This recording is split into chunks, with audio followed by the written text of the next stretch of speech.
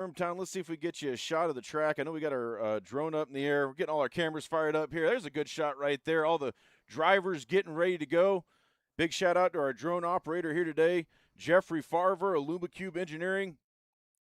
We've got a couple of camera folks out there, Collins Rigdon. And I need to catch the other guy's name. He just showed up. He was nice, took the camera. Hopefully he doesn't go home with it. But I am terrible with names. I'm sure he told me. But we will give you a shout out at some point today. But we have got our 5-man crew here today, going to bring you some awesome live coverage here at the short course at Durhamtown, located beautiful Union Point, Georgia. And before I bore you guys to death, I'll go ahead and introduce my co-announcer, Stephen Newbold.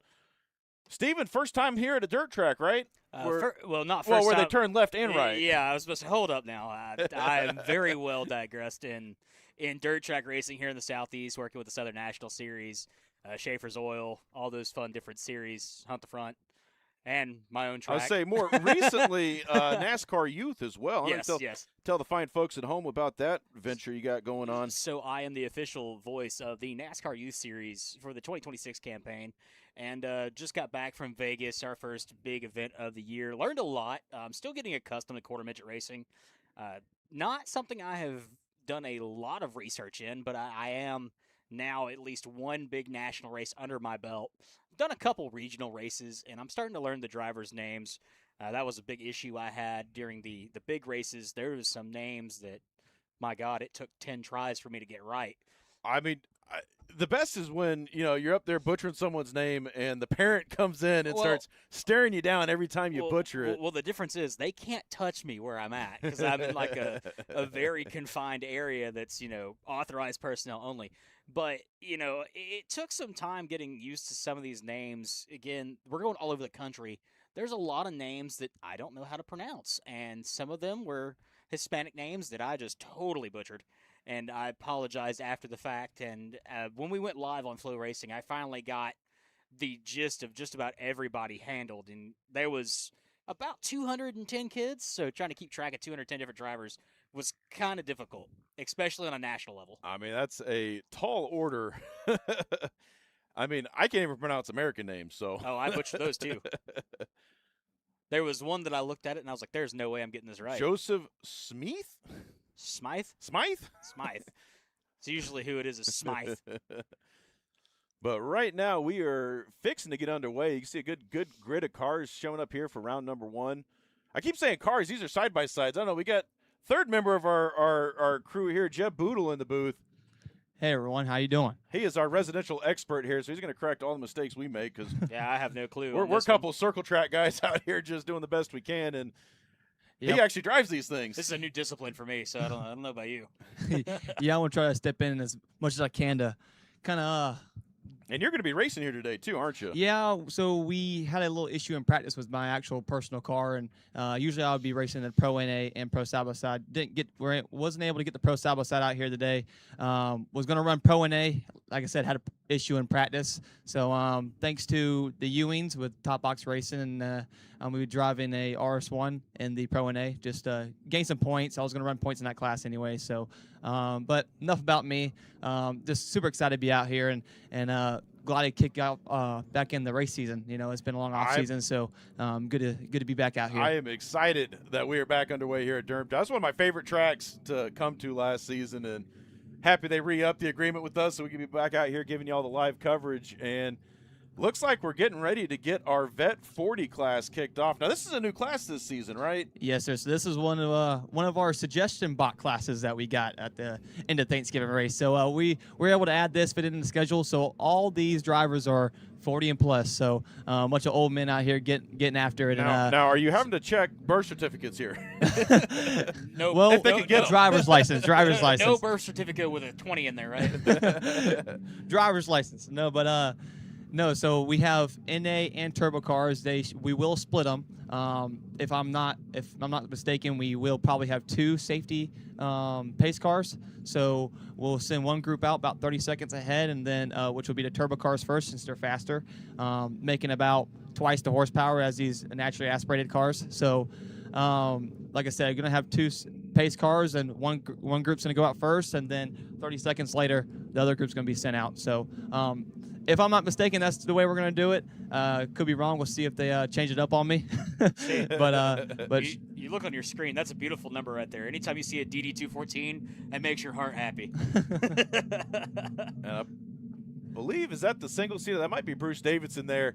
That sure is. Yeah. And he's one of my favorite guys because I first met him actually on asphalt. Okay. And that's actually kind of how we got the gig down here. Is a bunch of your guys came up, started running autocross with us up at Lanier Speedway, and of course me and Steve were up there goofing off, doing our normal thing. Oh, yeah. And they told the organizers down here, hey, if y'all want to start live streaming, we know a guy. and that was actually where we first met Bruce, because he basically put slicks on that thing and went out and was tearing it up on the autocross. Right. I didn't realize it was the same car. Yeah. He's had that same chassis for a while. That's actually a single seat ZRP Can-Am X3 chassis, custom built, full custom. It runs all the same Can-Am X3 drivetrain and everything. Just you sit in the middle. So super cool build, and glad to see him out here. And it looks like we got cars. They're going to do a quick transponder loop, double check those encoders. Hopefully these guys remember to charge them overnight, because we see that every now and then. Not the time you want to be finding that out. Yeah, I've been a victim to that sometimes.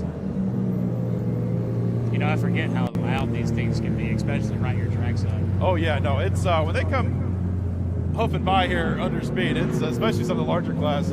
I mean, I'm a big fan of as loud as it can go, so I enjoy it. The louder it is, the better it is usually. Crank it up.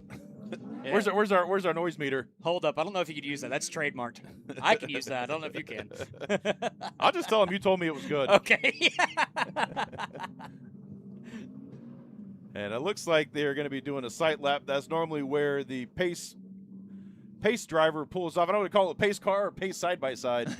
Pace car, it's the same thing. It also kills me, too, when there's wheel-to-wheel action. I mean, you say side-by-side, you yeah. know, and The side-by-sides are side-by-side. And they're like, who? Like, who's on first? So right now, it looks like they're just doing a slow Yeah, they're going to do a sight lap. because fresh water on the track gets a little slick and greasy, so especially on this hard-packed Georgia clay. So they're going to give the drivers a good look at the track to make sure they know where to go for the first lap and not end up off the track. But cool addition to the track this year. We're going to have some sponsored flags all across the track today. So and there's a good look at our turn 2 camera position there, high up in the turn 2 trailer. Spared no expense. We got the triple axle out here today. Yeah. Gooseneck too. Now we were talking about the surface, so I'm very familiar with the Georgia red clay when it comes to oval track racing. Explain a little bit of how this works in side by side, because usually the hard packness, there's a lot to play with tires. Is tires a big factor in this? It is. You know, we have a couple of different tire choices that people will use. Like a lot of the circle tracks, you know, people run one tire. You know, you have a spec tire you got to run. This we're really open to tires. You're gonna have some knobbies out here. You're gonna have some actual circle track tires. Hoosier Chain Links, Maxxis SC1s. So. Depending on, like right now, the chain link would be really, or the SC1 would be really slippery. So some people might have thrown on a knobby tire like a Hoosier Bite or a Maxxis Saros or something like that to help with this wet condition. But a lot of people already have those circle track tires on, so it's gonna be really slick. But yeah, we have to throw a lot of water down the track to keep the moisture in it. It ain't like the oval track stuff where they've tilted over and rolled it over. So it's gonna be real slick and like really tacky at the beginning of a circle track race. So expect them to be sliding around these first couple laps. So once it blows off and gets a nice groove in there, it will be really fast lap times put down here. Now I can see here in the hairpin, you know, there's obviously tracks in it as we get a wider shot of the track. So on that line, do you prefer the inside or the outside? Because on dirt racing, at least in the oval side, you kind of want to start up high, clip your apex, and just slide through. Is it the same concept? It's the same concept. Okay. It works all the same. We just we pitch it in a little more aggressive because we have the front wheel pulling us out of it. So, but it's all the same when it comes to driving style and lines and stuff as well. I wasn't sure, and again, this is a new discipline of racing for me. Right. I'm used to, you know, my ovals. So seeing a road course that's dirt, one, makes me happy. Two, I want to try something besides a side-by-side on it already.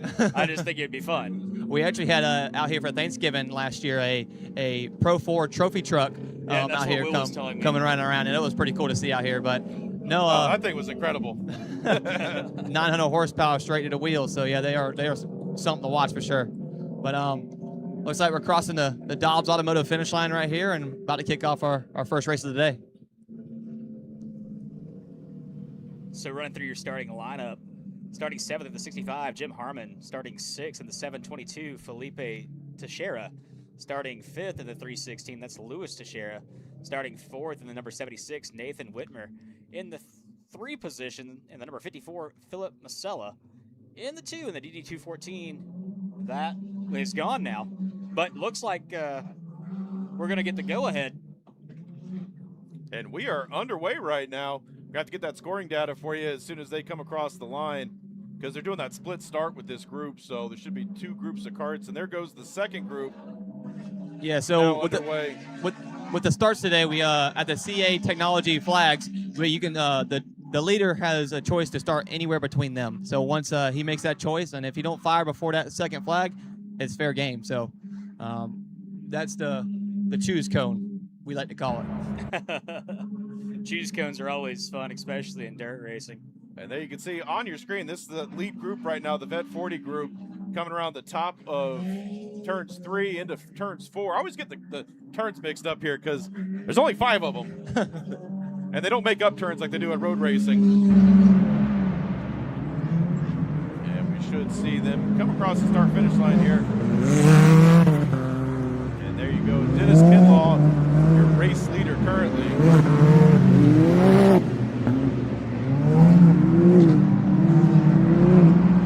What I like about this class is the diversity of all the side-by-sides. We have Can-Am X3s, Yamaha YXZs, Polaris RS1s, a lot of every manufacturer out here today in this place. There we go. You guys are probably getting blasted at home. I was trying to figure out why audio meter was pegging right there. Yeah, no, we're good now. I just wanted to make sure they could hear me. I can actually hear now in my headset. I turned mine up. I had it way down just a minute ago. Didn't realize how loud these cars are up close. Yeah, I'm probably much louder with the microphone. Oh, no, you sound perfectly fine. And there goes Bruce Davidson sliding around that turn, trying to hunt down Ryan Smith. And there's that backpack. Gonna try and find you some action here. These guys are kind of spreading out a little bit, so we're just kind of calling it as we see it. Looks like that battle for second and third. There we go. There's the battle for the lead in the Vet NA class. So we're actually split between turbos and NAs. So yeah, Louis Teixeira and Felipe Teixeira. No, which one is that? And there's that battle as they're crossing the start finish right now, as they make their way into turn 1. Louis and Philip, they're used to battling each other. All last year they ran Sportsman NA, and I think Louis took the championship and Philip was runner-up, but they had great battles all year, and now they're stepping into the Pro NA and also this class as well. So should be seeing more battles of them into the Pro NA as well. And there goes Davidson looking to the inside, trying to make something happen as they come down the back straightaway. As we cut to the drone here, as they are slinging it high up into turn 3. Looked like the outside car there might have got a little loose, and you see Davidson going to come now to the inside. They're still slipping and sliding through this corner right in front of our track is very slippery right now. And as you can see, Smith kind of getting a little bit of an advantage coming up the hill. And let's see, it looks like our drone found another battle. Oh, these are the same guys coming down the hill. Now, one thing to keep in mind here, these are 10-lap races. They are going to throw a competition caution at the halfway point. See, I see a crossover there. Are we going to get some Indy action? We might. It might ride the curtain a little bit. We'll have to see.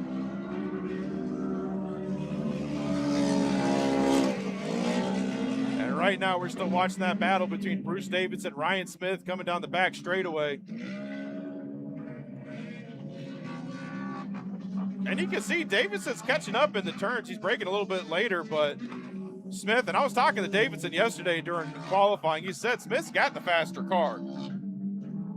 But Bruce is a veteran out here in side-by-side racing, so if there's anywhere he's going to catch him, it's in the turns. And look at him just hanging that thing sideways coming through there. Great bit of racing out of these two drivers. I'm liking the right-hand turns, too. It's very different. Now, this turn they're coming up on, we call it the ski jump, or the ski hill, I think is what Pam was referring to it as. And it's such a cool downward, and you'll see once we get to the turbo classes later on today, Steve. They absolutely catch some air. I think you hang 10 a little bit, don't you, Jeb, when you're coming over there? I try to. Give a little shaka bra, you know? Oh, yeah.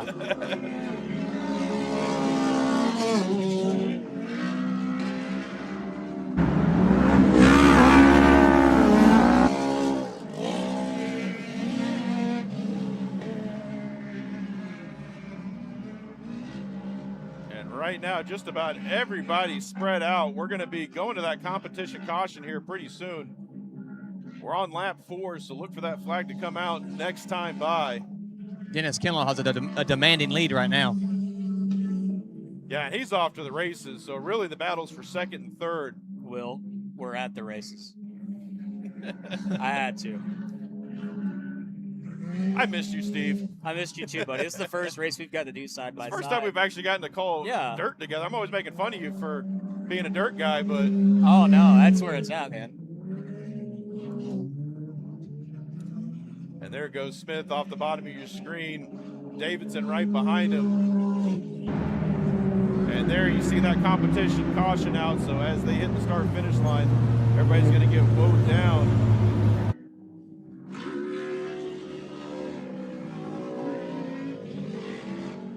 Now let's talk about these times real fast. I mean, we're seeing, what's that, 69-second lap time is our fastest, 69.28. These guys are moving. Yeah, they're ripping right now.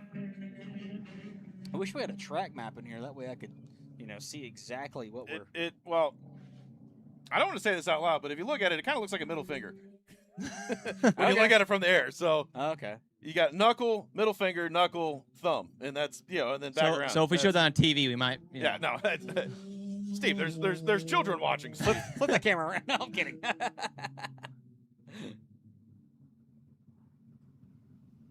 That was interesting. First couple laps, trying to get accustomed to this. And now they're waiting on the second packed NA drivers to come around. And once they get them gridded up, I think we got one more. We got one off track over here, just in front of us. Let's see if we've got him on. Yeah, you can see him just here off the turn 2 camera. He's just kind of sitting in that cut through area. I think corner marshal's trying to make sure he's all right. That's a pace car, a safety car. And I am hearing confirmation that he pulled off before the last lap. So it looks like safety car is on the move. Safety car. The safety side by side. Safety car, safety side by side. What are we, F1? Full course caution. There we go. Lewis Hamilton. that's the best. I don't know if it's Lincoln Massey or if it's. Well, we got to find our track champion here. Well, he's probably sitting right behind us because I know you're. Didn't you get it last year? In the Pro NA, yes, sir. So usually we reserve that for the most dominant driver on track. And here goes that second group of NA drivers. They're off and going as well. The turbo guys out in front. We're going to follow the NA guys. We gave all the turbo guys some love during the first half. So we're going to follow these NA guys. As you can see, the turbo guys going off screen. Now we got the NA guys slinging it through turn 3 up the hill.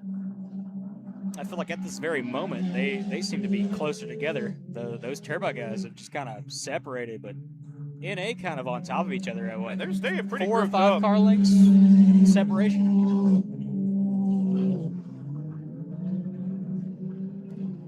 And right now they're making their way across the hill, about to hit the ski jump. Little hang 10 coming down the hill right in front of our vantage point. And pretty content to stay single file right now. And this is the gentleman's division, so these guys this is your reporting crowd, so these guys are not wanting to get hurt. So what you're saying is these guys pay of everything in a pocket, and Yes. the sponsors don't cover everything. Okay, I see how that is.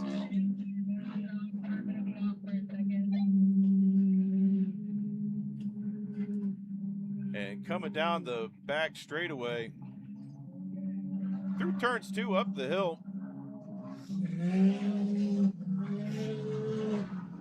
Coming back around, you can see those turbo guys are more than spread out. These NA guys, almost like synchronized swimming right now. 1, 2, 3 there. Your 4th place, Philip Masala, he's starting to fall back a little bit, but Luis Texiera and Felipe Texiera and Jim Harmon are keeping it pretty tight now. 1, 2, 3. I really want to ride side by side in this. Just one time. I think it'd be kind of fun. And there goes your turbo guys. How good's our Off wireless on the mic? backstretch. It'll reach a little ways out there. You'll just hear me going, woo the entire time.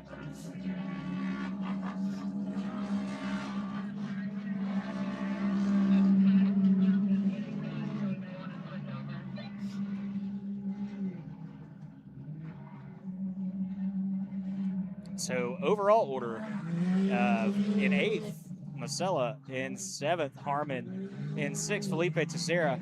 In 5th, Luis Teixeira. In 4th, Nathan Whitmer. In 3rd, Bruce Davidson. And 2nd, Ryan Smith. And 1st overall, Dennis Kinlaw. And again, this is a split division. And it looks like Smith is actually caught up to Kinlaw. This is the battle right now we're watching in the turbo class. On your screen, coming down the back straightaway. You see Smith there with a fast time. And look at this. Smith trying to overtake him on the back straightaway. But Kinlaw dives to the inside. He hits him with a crossover. Look at this. Pretty much rubbing fenders as they come up the hill. And they're going to be white flag next time by. So what you're saying is closest action on track, battle for the lead overall. We're going to be watching this group.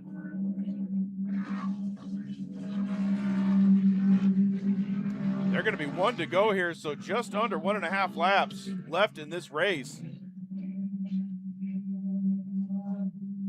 we're going to have to look at that gap as they cross the line. They were wheel to wheel coming through turn 2, and now it looks like starting to pull away a little bit. And Smith running the fastest lap of the race that last time by. So they crossed the start-finish line. But Kinlaw was able to get back in front of them, so right now, 1 to go. White flag is out.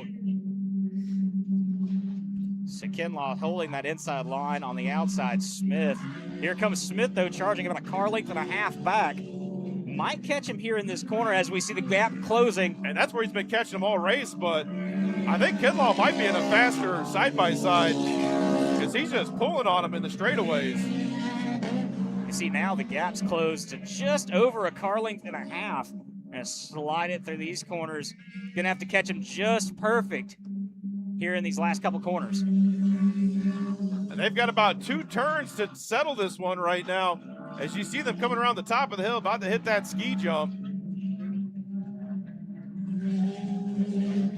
And here we are, it's gonna be a sprint to the finish. Kinlaw's got about a 3 side-by-side length advantage right now as they come racing back up to the hill, and he slings it around the final turn. Kinlaw is going to take it in your vet turbo class. And then let's see if Whitmer, there goes Davidson, so that's your 1, 2, 3 in the turbo class. Now we're on to our NA class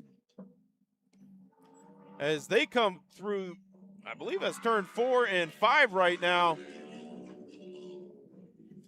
And that looks like Whitmer with a pretty sizable lead. As long as he keeps power under it, he's going to be able to take this one. And let's see.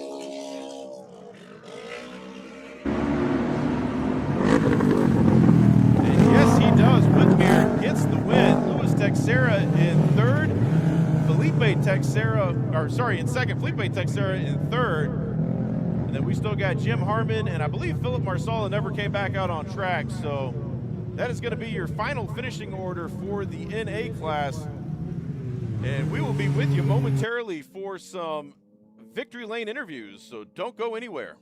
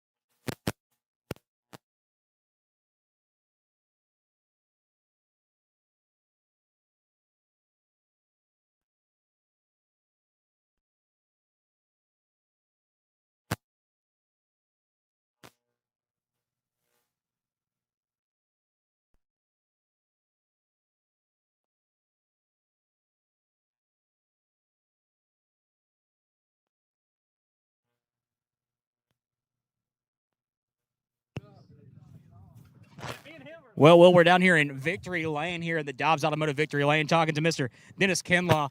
Dennis, you had a great race. Walk us through that whole race. It was just a little slick at first. We had to baby it around, and luckily Ryan let me around on the start, made it easy on me. But then he tried to get back on. After a few laps, man, the grooves got in, it started hooking in. But a little buttery at first, but it was a good race, good and clean. Now, Ryan overall had the fastest lap, ran a 106.544. Ryan, go ahead and walk up here.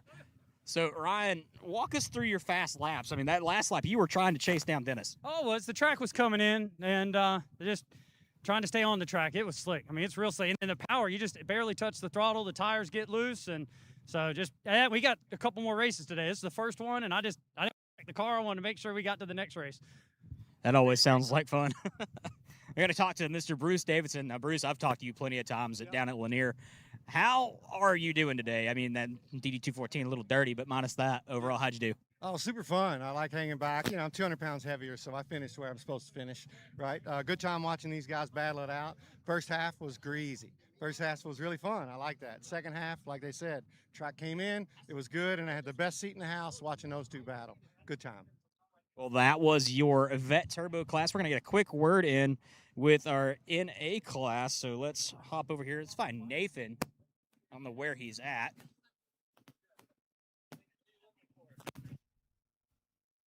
Hey, we found Nathan. Nathan, taking the Vet NA class. You know, how was that race on your perspective? That was good. The first lap, got to battle it out with a guy and made a pretty slick move to get to first place, and he was all over my bumper. And once I got in front, I figured I'd try to save the car for my daughter, who's got to race at 2 more races. So got some clean air and just kept it up front, man. Car makes good power. Jason Everhart builds a hell of a machine. You know, thankful to be here and back into a class that us old guys can have fun in, you know. Big shout out to Ride Now Power Sports Concord for letting me be here, my wife and my kids, and continue ready to see some good racing, man. Track came in at the end of it, but, you know, I was already cruising by then. So, but it's going to be a good track for everybody else today. Well, congratulations on your win in this division. We're going to hop over and take a quick word with a couple of the other guys. So as we walk over here, we're going to talk to Lewis real quick. Lewis, how do you pronounce your last name? Is it Texiera or? Texera. Okay, Texera. I was saying Teixeira. Anyways, Teixeira. Okay. Anyways, finished second in your division. How was the track for you? The track was good. It was wet, but it wasn't soaked, so you could still find some pretty good grip. This is my first race with this buggy, so it was more of a learning experience than anything. But the race ran well. Well, congratulations on your second place finish. Gonna hop over here and talk to Felipe. Felipe, how you feeling, buddy? You're still in your car. You seem a little dirty. Yeah, got a little mud stuff, but felt good. It was, first time out there, first time seeing the wet mud, and then just kind of keep it in control, keep it down the track. Well, congratulations on your third place finish. We're going to give it back to Will in the booth. All right, thank you, Steve. And we are getting ready to go here for the youth stock division. So coming up next, the youth stock division. I always love seeing the kids race. So it's going to be another fun, exciting one. Usually some of our most exciting races that we cover when we're up together at Atlanta Motorsports Park and Lanier Speedway is the youth division. So gotta love those guys. Hey, at least Victory Lane's not, 30,000 miles away from this booth here. I like the setup. It's way better than what I'm used to. I don't have to run between classes. Yeah, you don't have to do the Stairmaster quite as hard as what you do at some other places. But trying to get a sneak. There we go. We can get a grid camera shot here. Close enough. Well, better pointed at them than us, huh? Yeah. I mean, I'm not that pretty. Although you definitely see us moving around the trailer, that camera shaking every time we move. Nah, it's just balance. But these guys are so much fun to watch. They almost like bunny hop when they hit the jumps here, and they're doing that quick transponder test. And we will be underway here momentarily with the youth stock class. Now, these guys will run, I believe they run 6 laps. Someone might need to come down here and correct me, but I believe they run a little bit less time than the adult divisions. So I'm seeing 200 and 170 on. Is that an engine package difference, or because I see youth 200 on our scoreboard here? And Yes, then the youth 170. yeah. So they have different. So I believe this will be a multi-class race here. It looks like Noah New is going to be all by himself in the 170, and then we've got Tuck Michael, Bowen Tyndall, Henry Michael, and Jeremiah Harris are all running in the 200 class. So you'll be able to tell if the tires get off the ground as they're going over the jumps. That's how you can tell the power difference in these guys. A little bit more than the others.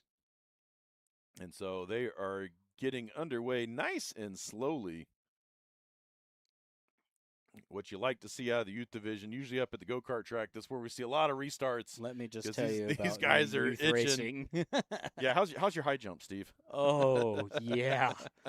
God, back in the days, being yeah, a Steve corner used to be the flagman over at Atlanta Motorsports Park, starting those youth guys. You got to have you got to be quick, about a 48-inch vertical. Yeah, you got to be quick. I might not look like it now, but I used to be very, very skinny and very, very lean. lean. It looks like we are underway. These guys are up and running. Yeah, just barely clearing the hump there. But that means we're going to have some good, tight racing. I was going to say, this is like barreling down. This is like pack racing, and I'm a big fan of pack and look racing. at this, all the way from the inside that 422 machine. I look like a third to first there on the back straightaway. And he's starting to pull out ahead a little bit, so something tells me he might be running the sauce there. What kind of sauce? Applesauce? The good sauce. Cinnamon applesauce? Yeah, there we go. Yeah, These are kids, so I mean, you gotta keep it a little bit more kid friendly. And right now we are following them as they make their way down the hill. Our drone guy actually able to keep up. I think he's just going to run the race with them. Wonder if he can get a spot on the podium. Illumicube Engineering currently running. Although I don't want to encourage him to fly between the trees too much because we do need that drone to make it through the day. But awesome shots here as they're going around the track. Really give you a good look at the elevation change here. A lot more than we're used to seeing at most tracks. Look at that little fender rubbing. Oh, they're still side by side. They're touching going across the ski jump. And up and over. And we have capped, man. And make sure he is all right. And I think they have flagged everybody. They are stopping the field on this one. Yeah, just a little bit of fender rub. You wouldn't think it would flip like that, but it looked like they touched wheels potentially. Yeah, driver's all right. I see him moving around in there. They wouldn't flip him back if he wasn't. So we'll go ahead and cut back to the action. Usually make sure we cut away, make sure the driver's good first before we show any close-up live shots, but they're talking to him right now. Yeah, we saw a guy last season flipping this ditch right in front of our trailer.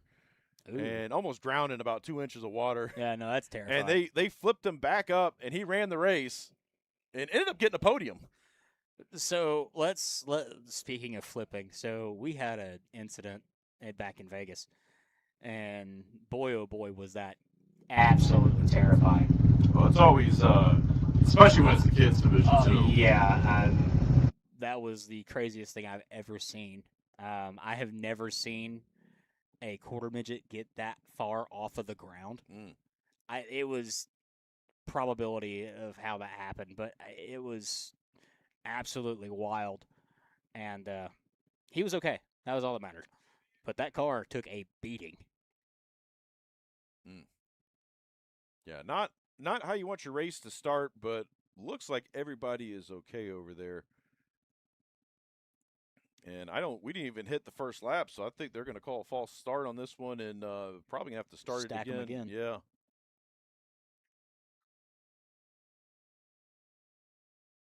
And I see medical driving off, so that's also a good sign. Driver's still in the car. See that head nod? So good sport. That is that number 46 car. We don't have a name for him just yet till he crosses the stripe. But Steve, while we're here, let's go ahead and give a quick readout to our sponsors. Yeah, so your official sponsors for your Durhamtown side-by-side Endurance 2026 season: Dobbs Automotive, 6 and 20 Racing, CA Technologies, Double H Paving, Boodle Motorsports, Residential Grading and Septic, Classic Coachworks, Whitmer Racing, Combat Clean, Greaves Motorsports, Helix Grading and Utility, G-Force Racing Technologies, Florida Core Design Showroom, Lake Country Glass and Mirror, Phelps Racing, and the Ewings. Did I say that correctly? Ewings? Yeah, right? Ewing. Okay. Ewing. Ewing. Ewing. That is a name I hear at multiple tracks. So Yeah, I hear that on the quarter midget side, Yes. too. That was one of them that I constantly messed up, so I want to make sure that one's right. Yeah, we're all the way out here in the woods too, Steve, so you better make sure you get it right. Yeah. In the woods, South Georgia. Nothing could go wrong, right, Yeah, Will? go fertilize some pine trees. A And right beep and a now, boop-a. right. Hey. And right now we are waiting on race control to get, I guess they're trying to get the grid sorted out because there was definitely some passing during that opening lap. I'm not sure if they're going to have to revert them back to the qualifying order or not, since we didn't get a full lap in, and the only place we can score them is at the start-finish line. So let's see. I see our race director, Everett Boodle, hopping in that pace car right there. So Oh, I did say that one right. It is Boodle. yeah, Okay. and I think they're gonna run them past the stripe here because I believe it is still going. Let's throw that back up and see what happens. Yeah, it's here. still showing yellow around the border. So maybe it's just a yellow flag, not a red. So that could just be the false start indicator. Well, and it could be because it's obviously the kids' division too. Don't want them hooning around when you got a driver that needs to be checked on. And there we go. We got some names. So yeah, I think they're gonna go ahead and no, I think they still got the flag. Yep, See, I they're think gonna they're gonna gonna restack regrid them. Hey Jeff, just be real careful at the start-finish line because there is a cable that's going across. I don't know if you saw it on your screen or not. So as officials get this restacked, we'll get back to our youth stock racing in just a moment. Coming up after the youth stock, you got your Sportsman NA group going to come out and run some laps here. I'm assuming these are all 10 laps, correct? I believe this is going to be a 6 lap. Usually these guys, they cut down to 6. But everybody else is 10, right? Yes. Okay. Just wanted to make sure. They're, man, and you hate to see it too because Jeremiah Harris, he got the jump there on the start of that race. He was moving. Yeah, and so it looks like they're holding him. So yeah, he was third because he was inside second row, and he just took off on that race start. So it's a shame he's going to have to go back to third on this restart because he was moving too. He was gaining. He had at least a 4 or 5 car advantage before they came to that stop. No, he started fourth. He's on the outside. Look at that. What a a little stop. bit of a What a stop there. I was going to say that is a that is 285 that was right an there. Atlanta stop. Surprised he didn't get out asking for his car insurance info. Hey, you hit me. I didn't hit you. Dash cam says No, I'm otherwise. talking about the guy in the back. You got, Oh, you got yeah. 2 passengers climb out all holding the neck. Oh gosh. a little bit of insurance fraud. Who doesn't love Atlanta? Yeah. Just slap a Nissan Altima badge on the front end of that car. You're good to go. And we are getting this one, looks like back underway. Everett's going to pull off. And it is a choose cone situation. So there goes your leader. You can see him getting into it. And we are back underway. And they didn't score that first lap. So we still got 6 laps of Green Racing ahead of us as they are coming down the back straightaway. And look at this little 3-wide action heading into turn 2. At 422, Harris already charging now up to second. Well, he's gotten 2 of those positions back. Now he's got to hunt down first place, who took the advantage there. I think he caught everybody sleeping on that restart. But look at this, Harris starting to reel him in. So with these youth drivers, this age group's what, probably 8 years old? Yeah, I would say. Well, you'll find out when you interview them. They are. This is the next generation of drivers right here. These are always my favorite interviews. Doesn't matter what track, what you're doing, you what either racing. You either get a Ricky Bobby or you get some of one this PR word train, answer. or you get the PR train kids, which are great, especially in my still to this day, my favorite was at the kart track. Oh, God. God. That kid goes, I want to thank my dad, but not my mom. because they're getting a divorce. That was the funniest It's thing like, how do you ever. follow that up? I'm trying not to laugh mid-interview, and I'm just like, back to you guys, as I'm losing it down in the. Because you either get the like, hey, take me through that race, and yes, no.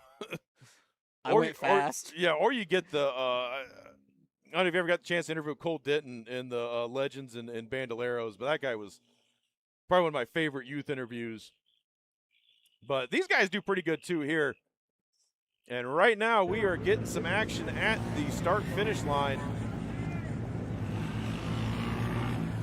And I'm not seeing any laps tick across my screen here, so hopefully they threw the green flag on on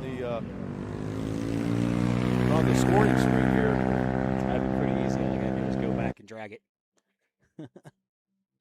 But that was Bowen Tyndall that was up front last time I looked. But Harris definitely going to give a charge there, especially on the outside. Here comes the charge.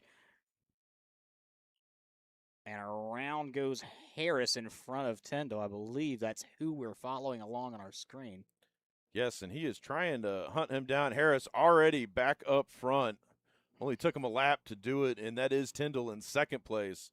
Tyndall was your top qualifier, but something's telling me Harris may have either had a mechanical or missed qualifying, because right now he's just running away as they come down the hill here at turn 3.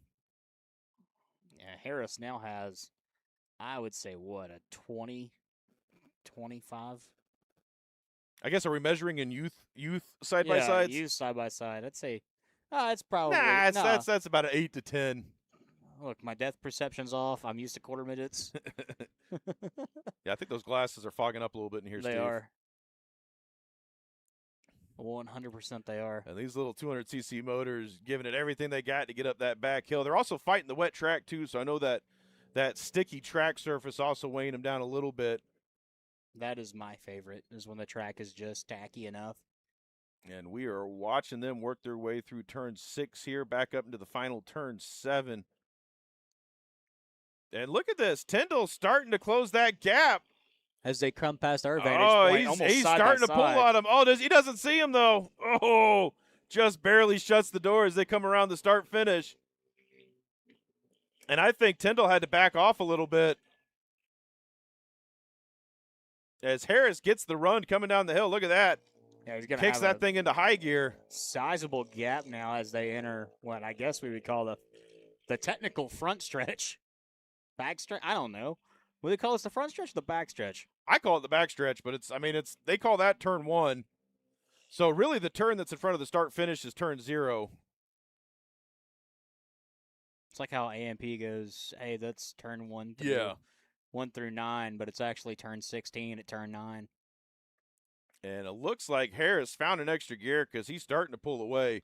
Yeah, now that gap is definitely at least 10. At And least. they are, working their way up the hill. And we're going to have to see if we can find some more action here. Looks like our drone guy is caught up to the battle for 3rd and 4th right now. This is our closest battle on track as they're also making their way up the hill to turn 3. You know, I always joke about, drivers that are usually way out front, but with the kids, it's a little different. What goes through their mind, Will, as they're I would say that. Well, I would say the 9 cat, but that's like 10 years old, so probably not. That's a little age for them, but ooh, squirrel. Skibbity? Yeah, skibbity toilet. I'm sure some parents are going to come down here and tell me to shut up. Sigma Riz or whatever what these kids say nowadays. I heard some of the craziest stuff ever in Vegas. Oh, yeah. And I'm like, what? Nothing makes you feel old when a young person uses a term you've never heard. I got called Unk for the first time. I'm 28. Unk Steve. I'm 28. Like, it comes hard and fast, man. I know you're staring down the barrel of 30, so enjoy it while you can. I'm just looking forward to when my daughter finally says it. And right now, staring down the barrel of about 30 miles an hour, our youth division, as they are making their way past the start-finish. We were watching that battle for 3rd and 4th. Actually, no, that's 4th and, yeah, it is 3rd and 4th. So looks like Henry Michael actually is the one in 3rd right now. He is in that 306 car. Tuck Michael in the 812. Looks like might have a slight issue with timing and scoring. Yeah, it doesn't look like they, I don't know, it's either me or them. I guess it could be on my side. Yeah, it could be. But I'm seeing them tick as they go by, so. It's on. But we should see, I believe this is lap 3, so we should see a competition caution coming out here soon. As these guys are making their way up the hill. And there goes your leader right there, Jeremiah Harris, 2nd place, Bowen Tyndall. Yeah, you can definitely tell that there is a gap between And these you can guys see now. that gap all the way back to 3rd place. That's Henry Michael right there in 3rd. What do you and say? just behind him, Tuck Michael. Good 10 to 15 seconds. If I didn't know any better, I'd say these guys were related. I would, yeah. What gave it away? The last name or the identical rap? Possibly. My eyes are deceiving me. Oh. And right now, it looks like they're starting to spread out as well. But, this is the division you got to support the most, Steve, because if you don't get the kids in there, after a few years, everything starts to dry up. And we're always, big fans of youth racing. Got to keep drivers coming in the sport. Yeah, that's one thing, especially in my field. We're working with younger and younger kids. We're seeing drivers starting around, I think in ours, our youngest driver is 5. Here we go. Looks like 1st and 2nd starting to heat up again. Although just as we caught to it, Harris put his foot back in the pedal. Right foot go, left foot slow, right to the floor. Don't lift no mo. That was what my driver coach taught me. Right to the flow. Don't lift no mo. I usually push it through the floor. This was also, running a 602 late model, and I was like 12. And there go the Michaels right there, 3rd and 4th. And we'll see if we can find some action on track. 10 out of 10 would do that again. So fun.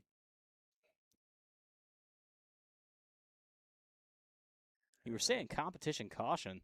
I haven't seen. At some point, maybe they're running the full 10. I could be mistaken. You mean 6? I am often mistaken.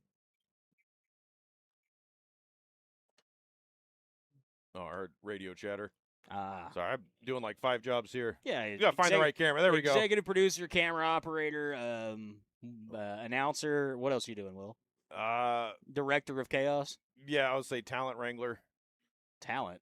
There's no talent. Yeah, in this booth. well, you showed up. Was like, "Where's my sparkling water?" No, I didn't. I asked where my filet mignon was. Get it right, peasant. No, I'm kidding. I wanted only green M&Ms, Will.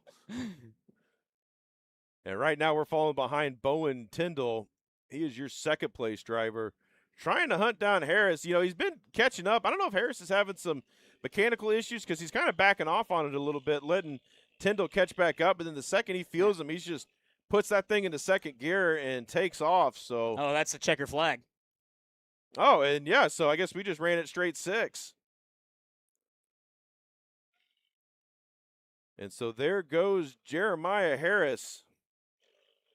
Will be your winner in the Youth 200. Bowen Tyndall in second. Here comes third and fourth. Let's see who gets it at the line. And that is going to be Henry Michael, your third place driver, followed by Tuck Michael. And then we should still have Noah New on track. Yep, I hear him. He's coming right past our vantage point. There you can see him there off the top of your screen coming through turn 6. As he makes his way to the start-finish line.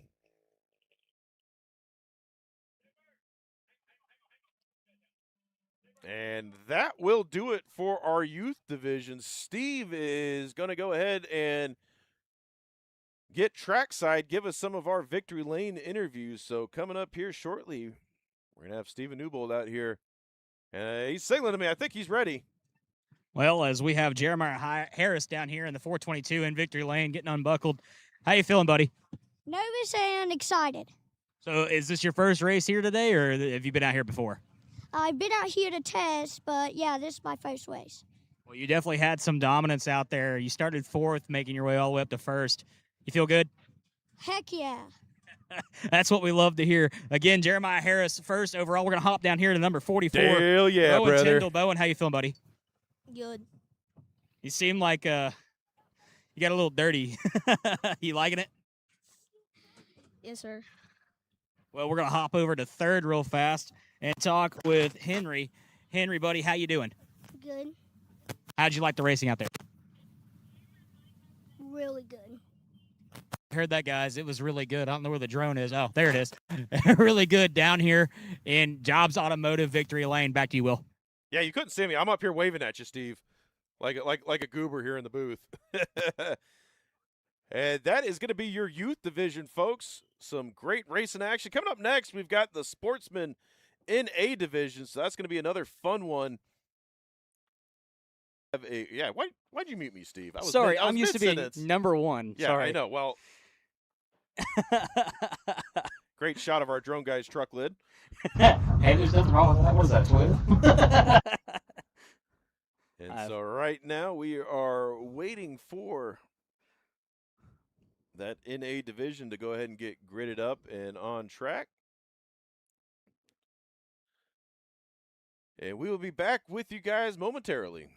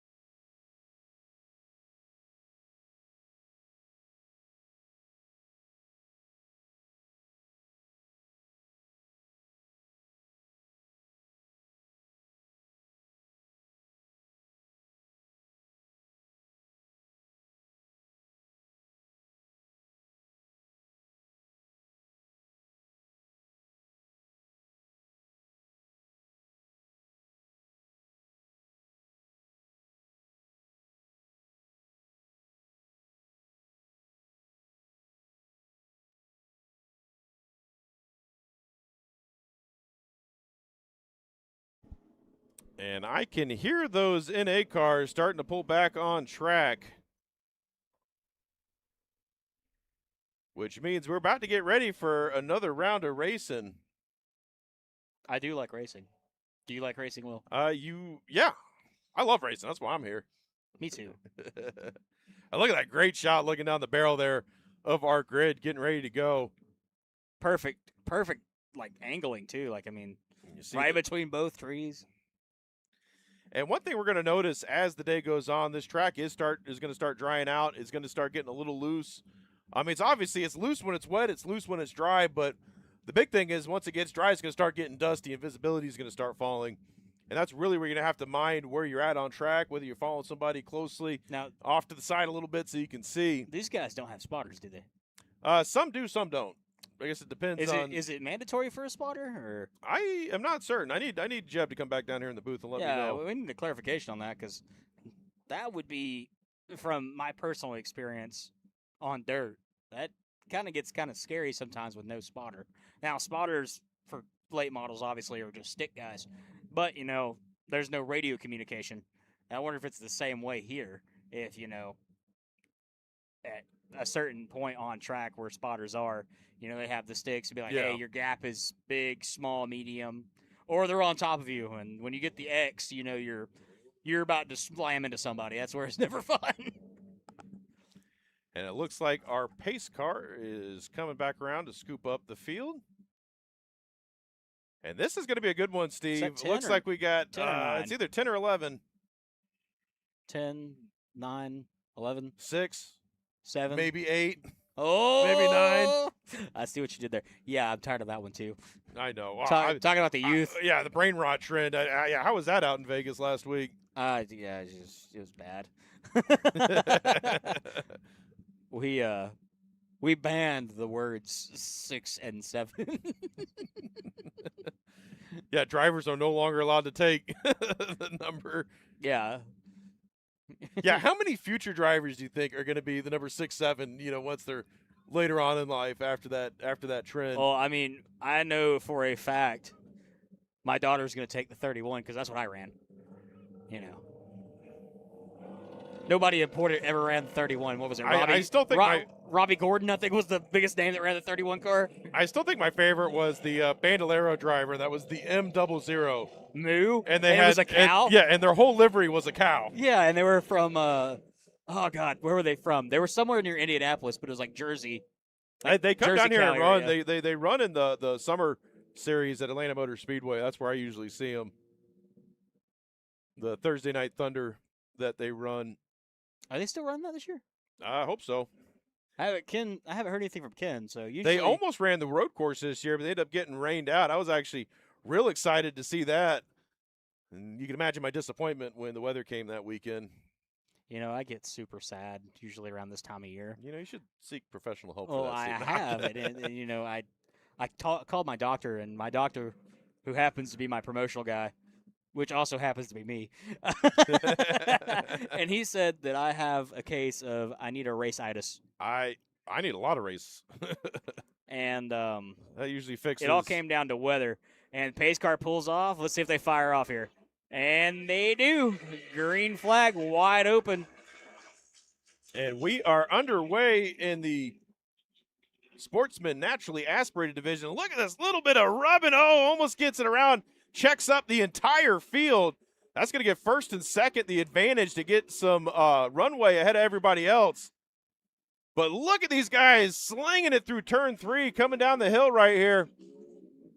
1, 2, 3, almost everybody getting single file. A little bit of action heating up in the back right now. Yeah, right there. They're 3 wide for a moment. You see wheel-to-wheel action. And they're almost cutting down on the inside of the track. As there goes your leaders back up the hill. They're going to come right in front of us in just a moment, and that dust is already starting to kick up, Will. A great shot of your entire grid coming down. It looks like that battle in the back's kind of sorted its way off. And we're going to get some times as your leaders come on. Look at him clearing air across the start-finish line. And that is going to be Eli Harris, your current race leader, as there he goes underneath your screen. That's a name I'm going to mess up, but I'm just now looking at it. And Texera in second, Delmachi in third, Neal in fourth, Rogers in fifth, Ewing in sixth, Davis in seventh, Collier in eighth, Peters in ninth, and Peters looks like in I got 10th. two Garrett Peters here. So Maybe it's a junior and a senior. Or a second that and a third. is your grid right now as they run on track.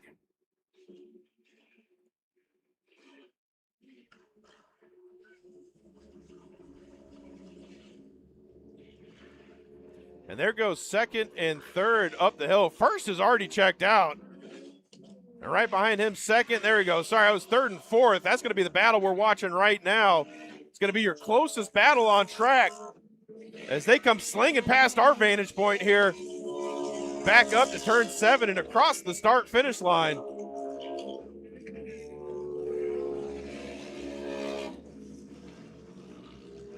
And Demachi pulling away from Neal a little bit as they are coming down the back straightaway. It's the fastest part on track. They're airing those things out. Big double jump section here. We saw one driver last time we were out here in November just clobber that tree. So got to be careful when you're hitting that first jump so that way you can set up the second jump as they come racing through the hills here. In this gorgeous 1 mile short course out here in Union Point, Georgia. I didn't realize this short track was a mile. I wouldn't know. It felt like it when I was out there walking. Was it an actual mile, Will? Or was I'm pretty sure. I had it written down sometime. Was it a 5/8? Look, fastest we're just going with, yeah.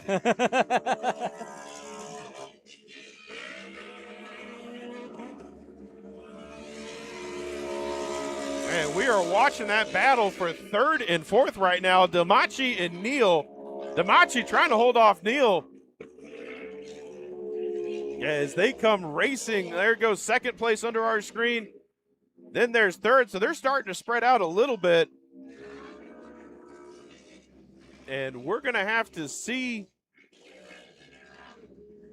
if we've got any other close battles on track right now. These guys all spreading out. I know from a race director standpoint, that's what he likes to see because usually the more wheel-to-wheel, the more wrecking you get. But I know the fans at home want to see as much wheel-to-wheel action as they can get. Carnage equals great viewing opportunity. And here we go. Looks like the battle for 6th and 7th. Davis and Ewing right now. That's the battle we're following as they come down the hill at turn 3 into turn 4. Davis holding off Ewing. It looks like both of those are the single cabs that we were talking about earlier. You know, center seat. And they go racing up the hill into turn 5. At the top of the hill, about to make their way down the first jump. Got that little kicker there at the end. Right here, right in front of us. Slinging up dirt. Look like Davis definitely has that advantage. And let's see, all 4 wheels off as they cross the finish line. So graceful. And there we go, down the back straightaway. Davis with the advantage right now over Ewing. And it looks like Davis kind of pulling away a little bit. You know, the consumables, you got to think these cars start getting hot, you know, as they're getting dust, mud all over them. I'm sure they start to behave differently throughout the race. The car you start with is not the car you're going to finish with. Which that's majority of racing in general. And right now they're heading back up the hill to turn 5.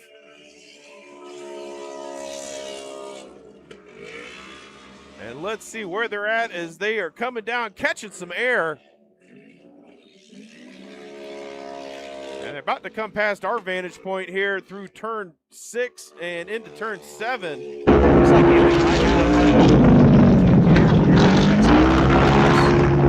Because Davis is slowing down competition. And there's caution. that competition caution. Ewing almost got him there. He was about half a car length away. Well, now with them being restacked, that should set the field back up. I know those guys probably like that competition caution. Gives them just a minute of rest. Yeah, it gives everybody that option to be able to stack back up. And great promo for Durhamtown. They got that flag banner right perfect there. Oh, no, as soon as I start talking about it, wind blows it out. That's how it works, Out man. of frame. The announcer's there curse. we go. We paid for it. We're going to show it. Hey, speaking of, quick sponsor read here. Durhamtown Side-by-Side Racing Short Course Endurance 2026 sponsors. Like to thank Dobbs Automotive, 6 and 20 Racing, CA Technologies, Double H Paving, Boodle Motorsports, Residential Grading and Septic, Classic Coachworks, Whitmer Racing Combat Clean, Greaves Motorsports, Helix Grading and Utility, G-Force Racing Technologies, Florida Core Design Showroom, Lake Country Glass and Mirror, Phelps Racing, and the Ewings. So that was a quick sponsor read because we are starting to roll again. Yes, and they are getting them gridded back up side by side. Perfect shot.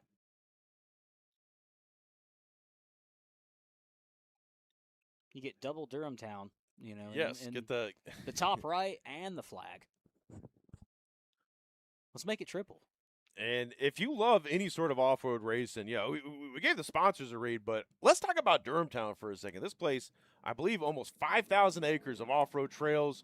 There's multiple tracks, multiple courses. These guys are actually going to set up and do an endurance race later tonight, and they do that on the 13-mile endurance course. Hold up. Wait. Now, we can't cover that one Wait, because I don't have enough. Hold up. 13 miles? I believe that's how long the track is. Might be longer than that. That's beautiful.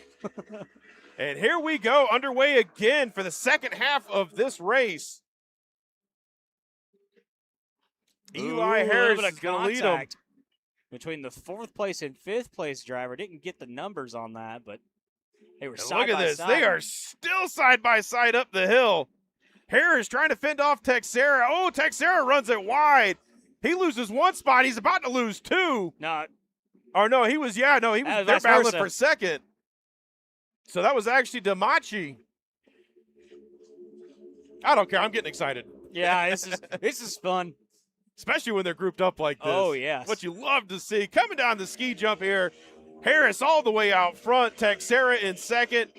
And I believe that's Neal now in third. We're going to have to see when they cross the line.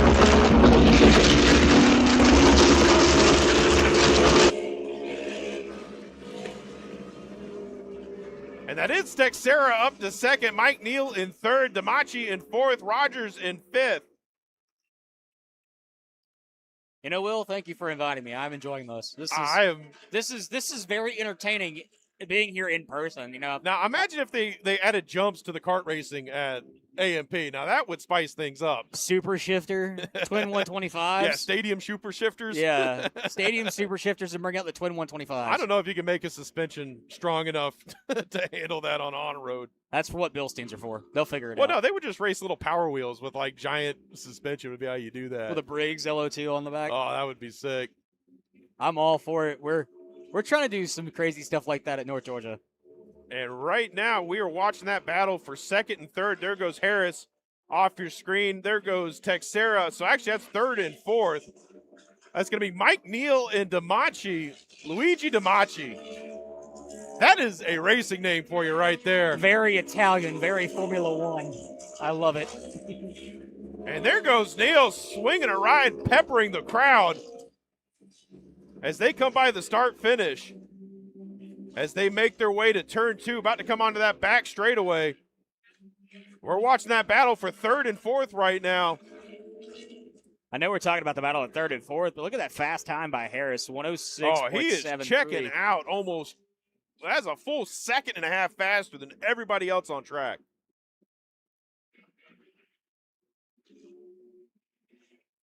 And there we go. Looks like Neal's swinging it wide a little bit, able to keep that speed up. Almost let Damachi get that inside corner. And look, he's trying. He's dipping it in there as they go racing up the back hill. If we can find a camera here. There we go. At one point, just a quarter off of each other. Now there's a little bit more separation, 2 car lengths. Well, they're doing the accordion because you can see them taking different lines through the turns.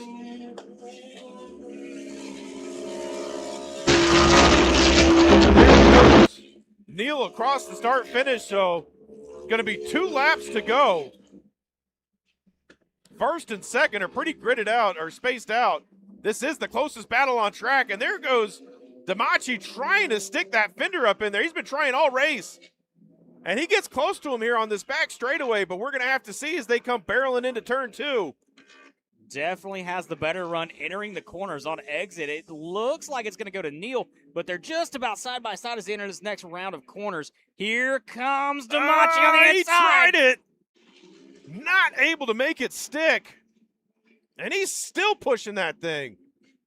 He's going to get one more chance next time by as they come racing up the hill back towards turn 5.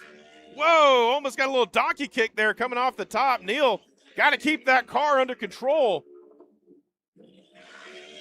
as they come back down towards our vantage point. Neil sent it in maybe just a little too deep, lost a little bit of ground to Damachi.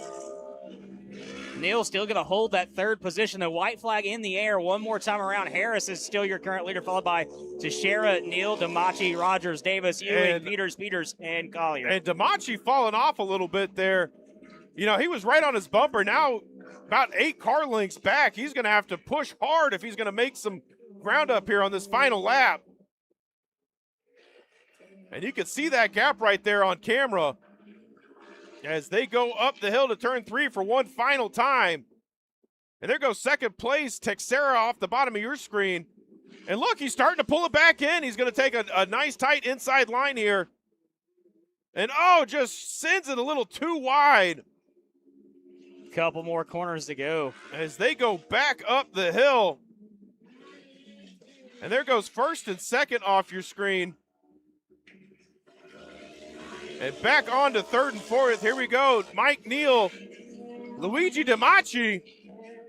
Does he have anything left in the tank? And I don't think he is. Looks like Mike Neal, as Harris and Teixeira have already taken the checkered flag, Mike Neal's going to lock in 3rd. And that is going to be your podium.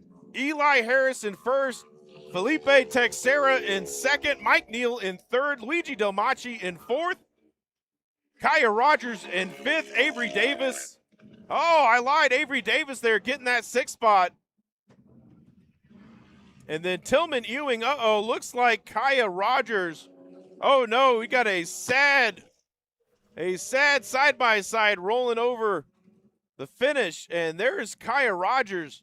Tough break, had a mechanical. She had 5th locked in, but it looked like she had a bit of a mechanical, and so she is going to finish in 7th. Garrett Peters in 8th and 9th, according to our score screen, and Dakota Collier. And I believe Stephen Newbold is trackside, so we're going to send it down to him.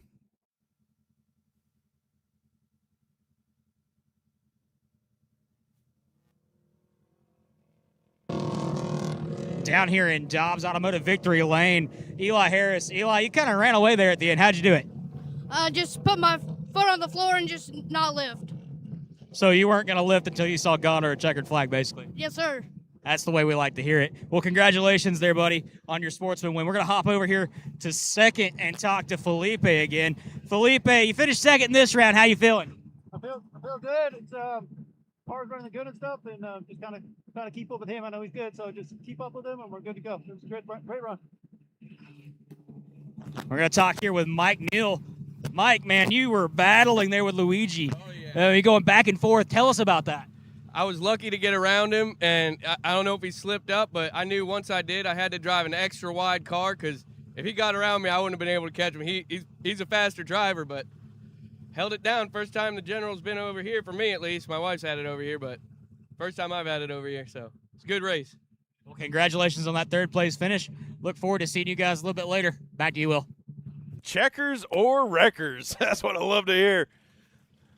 And you with all your dirt track staying, Steve, I guess it works a lot more out here than it does when we're running on asphalt. But great racing out of the Sportsman NA division. Up next, we got the Youth Mod division. So these guys should be moving a little bit quicker than what we're used to seeing. So great job from all our drivers, and I guess we're going to sit here, take a quick break, and we'll be back with you momentarily.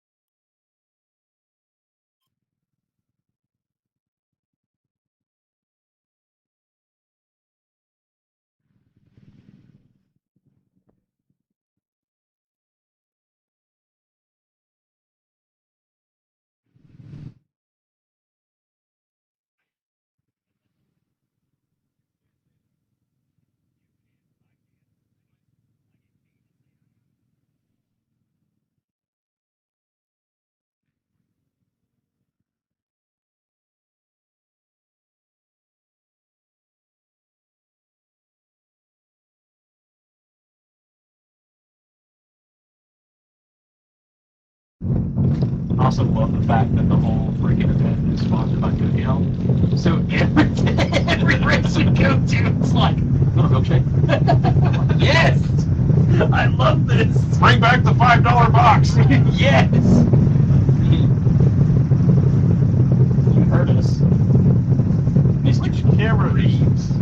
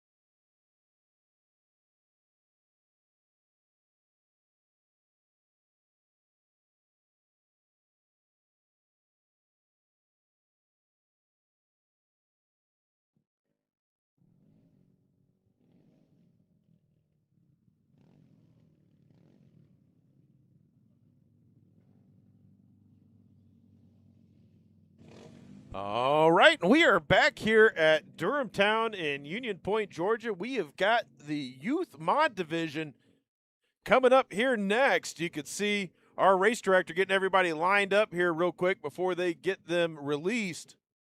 Did you say youth racing? This is the youth mod division, so basically what we saw in the youth stock, but they've been able to tinker a little bit more with the cars, so you know, the cheater class. These are the guys that all paid their cheater fee.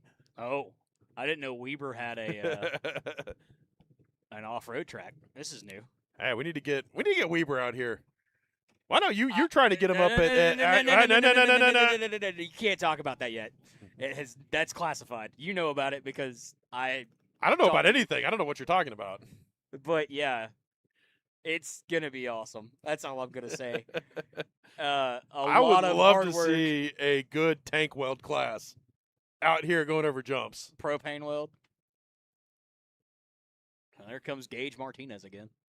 Got all our drivers. It's in the trophy truck instead of the side-by-side. He paid his cheater's fee. And if you talk trash about us on Facebook, you will be banged. Banged. Banged for life. Remember. Hey, we're talking about the greatest track promoter of all time, Jeb Yoder. Hey, remember, go to your confession stand. Yes. Please support the confession stand. Got possum dogs. Buy 15, get none free. Everybody's favorite fictional Facebook racetrack. I love those guys. Like, actually working with them in the past, those are some of the funniest individuals you will ever work with in racing. And they do promote short track racing all throughout the Southeast and nationally, too. Well, and I think what they're doing for dirt track racing is what Cletus is doing for asphalt racing. Oh, yeah. And you got to support these guys because that's what's going to keep this sport going. I don't mean to be so doom and gloom about it, but it's almost like you can feel the end times of racing coming because, you know, less and less people are showing up, tracks are shutting down, and, you know, anywhere that's got a good, healthy race series going, just like these guys here at Durhamtown, you got to support them, and you got to show them love. You got to show up and show out. We're also seeing a shift from traditional motorsports in the United States to drifting. That's a big one. Massive growth, especially throughout the Southeast. We're seeing this side-by-side racing definitely picking up. Motocross. Even motocross is taking back off. You know, motocross had its peak in the 80s, 90s, early 2000s. Well, I mean, and now you're getting, you know. I mean, I feel like motocross has always been probably the most popular form of off-road dirt racing. Yes. Just purely for the economics of getting into it. Yes, it's not that expensive. Well, I don't say take that with a take that with a grain of salt, guys. If racing is in the name, it's expensive. Yeah, you want to know the quickest way to lose $2 million? Invest in a race team. Yeah. You want to make $2 million? Good luck. And you're going to lose about 3 to start with. And we are going to be doing some transponder checks here momentarily as there goes the pace car across the loop. Going to make sure everybody is checked in. There's a number 67. We were just talking about this. Is that Mundy? I think that's how you pronounce that. And that is Waylon Mundy. Yep. Walpole, is that correct? Walpole? I'm going to let you do that one. Walpole. We'll say Walpole. Yeah, Walpole. That's Walpole. That sounds probably accurate. So, order Lincoln Phelps, Hudson Knight, Philip Walpole, Waylon Mundy, Lulu Walpole, and Bo McElway. I probably said that wrong. McElwaney? That's what we're gonna go with. McElwaney. Yeah. I'm just gonna go with what you say. Hey, I'm over here directing. You're taking this one. We'll say it what it is as they come into the start zone and see if they fire them off. Yes. And they do. And it looks like both leaders. Looks like second place actually got the whole shot there. That's Hudson Knight. And he is quickly off to the lead. I think he caught Phelps sleeping a little bit. It sounded like they were both hitting power at the same time, but already Knight just off to the races as we're going to get confirmation as they make their first full lap because I don't ever trust the score screen till they hit the stripe. And a little bit of action heating up here in the back. A little bit of 2 and 3 wide going on here as they start to settle out. There's your 6-7 of Waylon Mundy. Goes real wide. Now he falls all the way to the back, so we're going to have to get some scores and get our official running order Although it was easy to call him out because he put that number in big orange tape on the side. Yeah, it makes it a whole lot easier. Help us old men here in the booth read. Yeah, Unk. Unk. Shoot, if you're Unk, then I must be Grandpa. As here comes our racers by our vantage point, and it looks like Phelps, Knight. Nope, so that was Knight, then Phelps. And there goes Walpole. And we got one guy, a couple of guys going a little bit slow there. Didn't see what happened. I didn't see McElhaney anywhere. It looks like they spun out. I think we might have had that on replay. Let's see if we could go back and a couple of guys going a little bit slow there. See What happened with that one. I didn't see McElhaney Maybe anywhere. if I have a camera somewhere. Maybe. A couple of, Maybe not. I don't know where it is. a couple of guys going a little You bit see slow there. officials. Didn't see what happened. I didn't see Mac kind of moving. All right. We'll go back to the camera here. We'll see if I can find it on the. I'm still rusty. I'm trying to Yeah, it's get your the first race. get the replay going here. I've already done six. This makes my 7th race of the young season. A couple so guys far. going a little So bit probably slow should there. be Didn't more, see what honestly. happened. I didn't see McElhaney So anywhere. I might need to back that up just slightly. Yeah, I think I got it right here. All right, so So let's this go is back. what to- happened there. Walpole. Yeah, a little bit of a spin out there at the start finish. And we got one guy, a couple of guys going a little bit. Good awareness there from Mundy in that 6-7 car. And right now going back to, I think we can find some action on track here. Everybody's kind of spread out a little bit.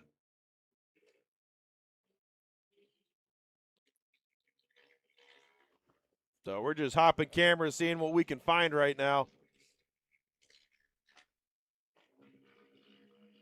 Most professional, unprofessional broadcast out there. Yes.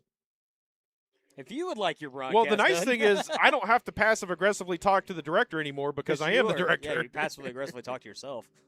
Hey, Will, you should do that. Okay, Will. Oh, no, my favorite is, hey, let's see that again on instant replay. Mikey's over there like, shut up, Will, I got it.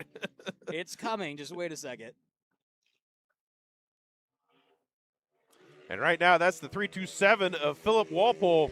He is your third-place driver heading up the hill. Looks like first and second are about to come past our vantage point here, and that is Hudson Knight. And then Lincoln Phelps, I believe. Yep, there he is. Or no, that's Walpole, so got a little bit of lap traffic in the way, and there's Lincoln Phelps.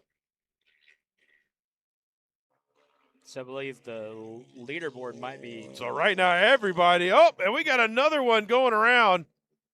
That's the second time going on the spin cycle. That's Bo McElhaney. Now, we won't put that one on the replay. One of the big gripes I always get from drivers, why'd you got to show me wrecking over and over and over? Well, if it's a good record, Yeah, I was going to say, if it's what the fans want. And right now, everybody's spaced out. And that is your second-place driver right there, the number 32 of Lincoln Phelps, as he's making his way up the hill towards turn 5. Instinctively, I almost said Lincoln Massey. And here we go. Looks like, I believe that's some lap traffic. If you're watching on Facebook or YouTube, tell us where you're from. We'd like to know. Yes, please interact with us. Steve gets lonely when nobody comments on the video. Yeah, I know it. I'm all out of love, and I'm so lost. And the without Will. white flag is out, so we're not doing a competition caution. This is going to be a 6-lap or maybe 5-lap contest. Didn't see if they got the first lap on there or not. Almost side by side here.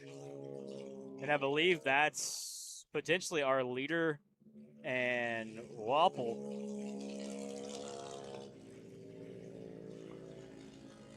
And that is going to be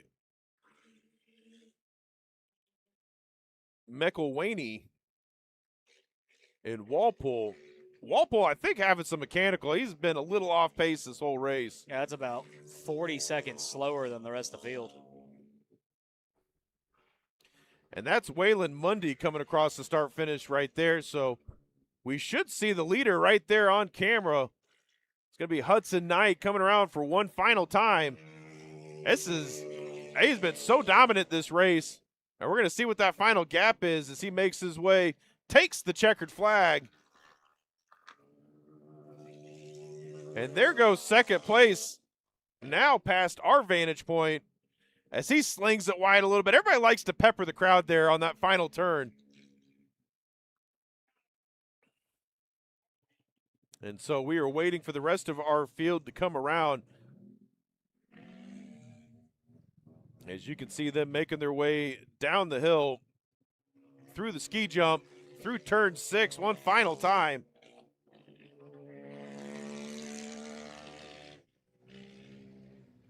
And there goes Walpole. He will be your third place driver. Bo McElwaney almost got the podium, but not able to seal the deal.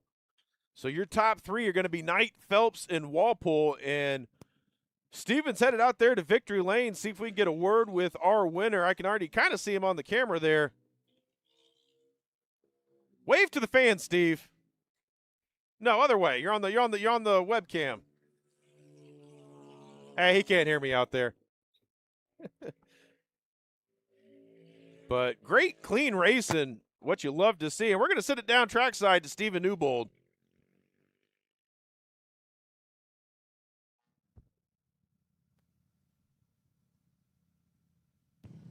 Well, as our last driver crossed the line, we're going to talk with Hudson Knight, winner of this division in the youth mods. How you feeling, buddy?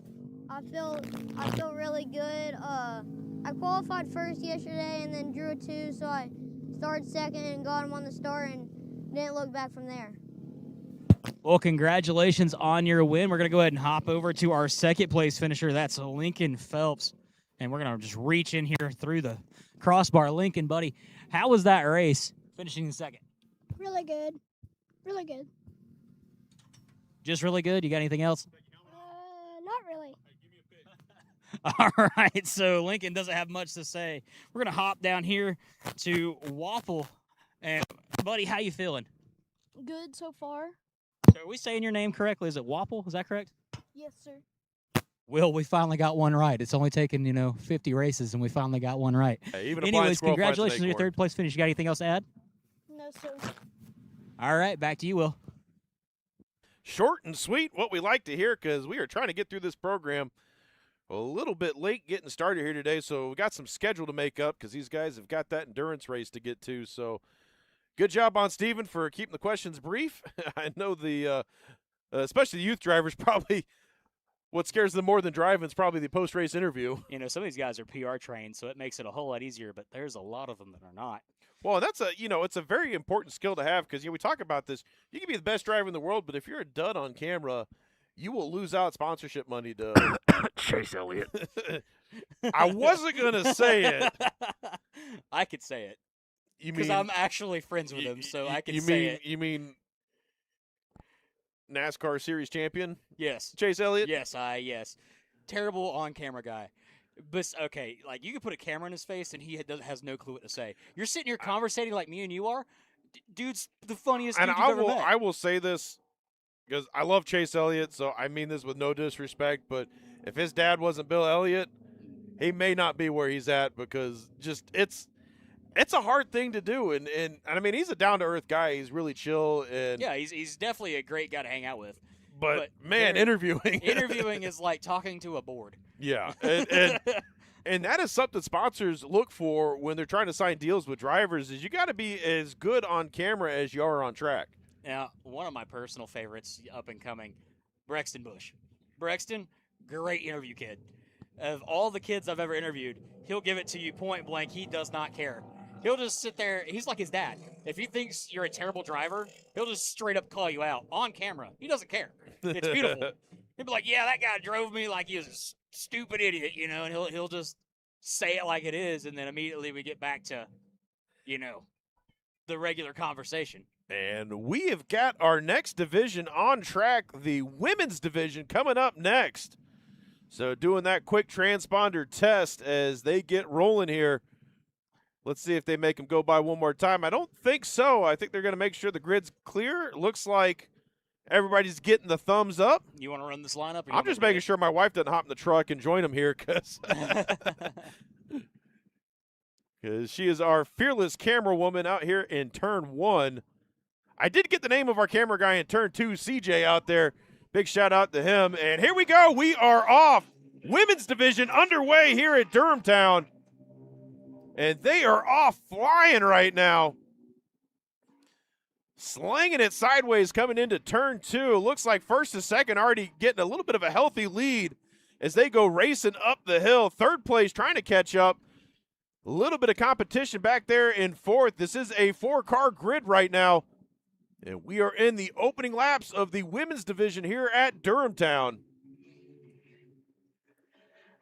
If the podium, or not the podium, but the score tower is correct, Gonzalez, Rogers, Rodriguez, Lutz is your 4 competitors out there. Looks like Gonzalez going to swing it a little wide coming down the hill jump.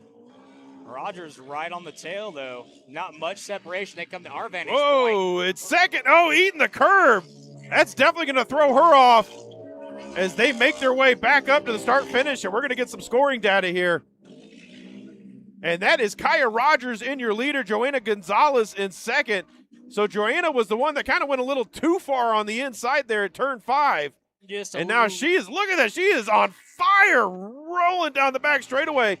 I think she's going to catch up. Just a little bit of clip of the apex there. Threw everything off as you see him start coming back up the hill. As you see all the And she dirt made flying. the pass. And now slinging it wide up to turn 3. And I think she had the faster car, but she is all over the track with that thing. Look at that. And she goes for the spin cycle. Both of them. In first place, she's just going to cut the turn, and that's going to shift And up and everything over. up. Back in the corner, up and over. Oh, no. That was Gonzalez, I'm pretty sure. Might have been Rogers. Nope, that is Gonzalez. Up and over, tried to get that car turned back around, hit the curbing, and just flipped it. And so let's see if they're going to hold them or if they're going to let this one run. Because I think she is in the racing line. Yeah, just to the inside of the line. No caution as of So yet. we are still running. And they are checking on her. I see her on the side camera right now. So nobody's running over there super quick. So it's usually a good sign that things are okay. And they're going to throw a local yellow out there.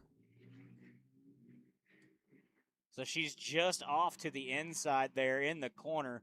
So caution flag is waving locally right there at the crossover. They're going to push that car back over. And let's see if they Slow all them slow, down. yeah, if they just woe it down. And they just heave-hoed that car back on it in all 4. You know, those cars can't be that heavy for just 2 guys No. just to boop, flip them right back over. And sometimes they land just right so there's no mechanicals and they're able to drive off. Yeah, I mean, went to go hit the throttle and just whiskey throttled it. That's basically what happened. Too much grab, too much torque, and just And flipped let's it all see over. if we could see what happened here on the replay. Turn 3. And I think she And had you the could faster see car, but the she spin is cycle all over here. the track with that thing. Look at that. And she goes. Just spun it around and too much throttle trying to get back into it to straighten that car back out. But like we were saying, all over the track with a lot of speed. though. Let's see if we can find the right replay here. How many we got, Will? I got replays on replays. Q Rihanna? Is that the I artist? could find the right camera. I don't know. Back in the corner, up and over. Oh, no. That believe was this is it right here. Gonzalez, I'm pretty sure. So Might have been off the top of Rogers. the berm in that last lap. And then right here, you can see the apex clip. Well, nope, wrong No, clip. that's where we're live right now. I have to scrub through it. Hey, we'll find it at some point. Yeah, Tom. we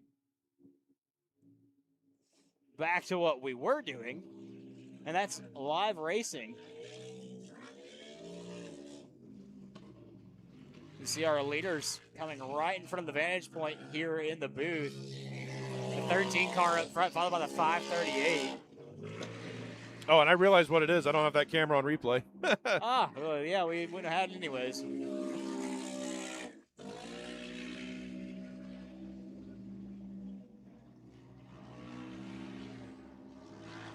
And let's see. I think I've got it right here.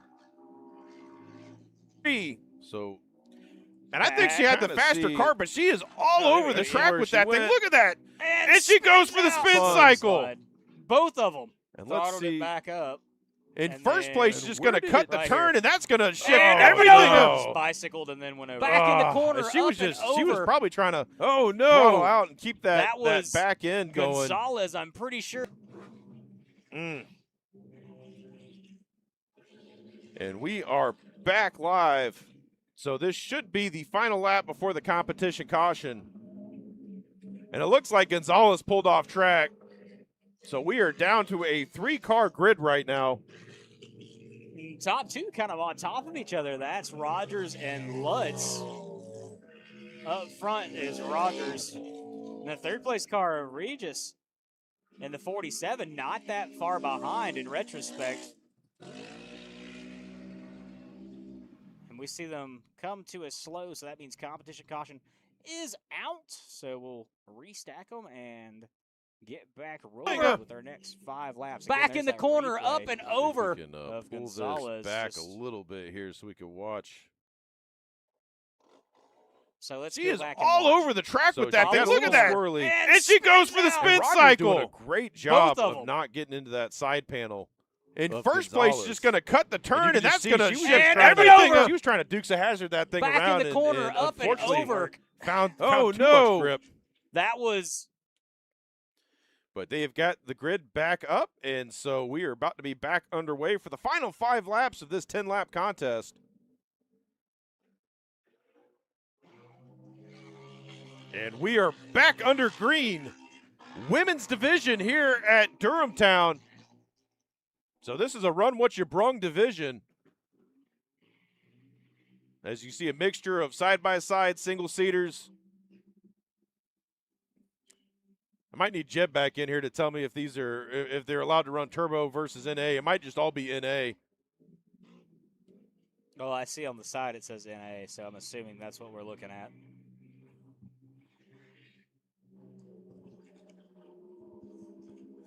As they go back up the hill. And right now, Kaya Rogers is your race leader. And that silver and teal machine. I love the rims on that thing. See, you know when you come from different places when you call them rims or wheels. And there goes all 3 of your drivers. Catching some air over the start-finish. And Kaya is just driving away with this one right now. I think as long as she keep all 4 wheels on the ground, this is her race to lose. And great shots from our drone operator, IllumiCube Engineering, Jeffrey Farver.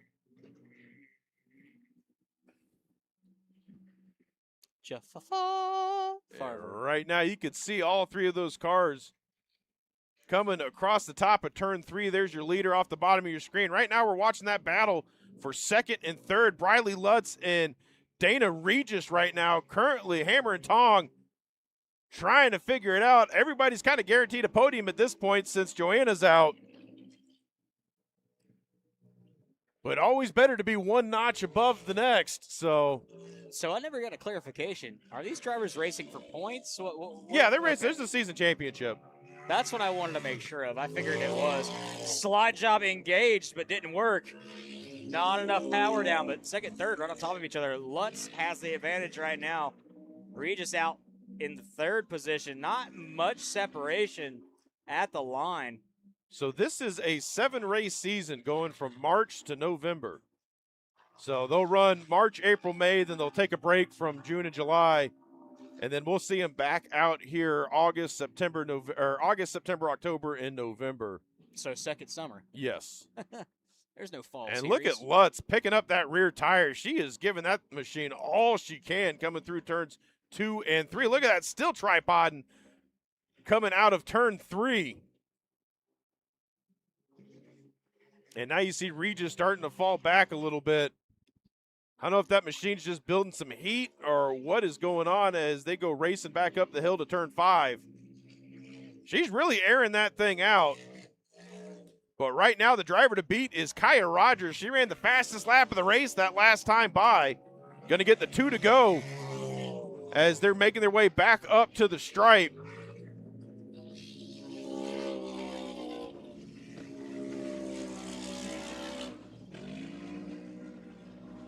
And hang 10 across the start finish.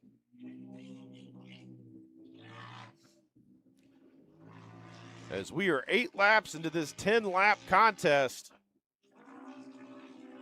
And there goes Dana Regis.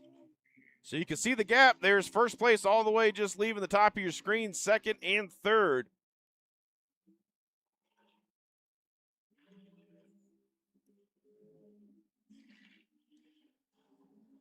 You might just cut to me and Steve battling for the lead announcer Oh, position. one around. Oh. Looked like they clipped the top of the berm and just spun her on around. And let's see if we got that one. We can pull that one back up on the replay here. And you can just see Right. it just cut to me and Steve battling for the lead from under announcer her. Oh, position. one around. Oh. Looked like they.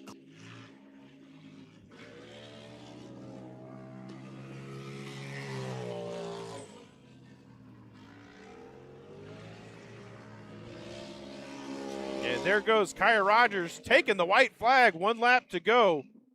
This is pretty much her race to lose. Lutz just hit the stripe. So that's about a 6-7 second gap. I don't have race monitor in front of my face. Hey, get out of here. Get out of here. I was waiting for it. All right, I'm going to cancel myself.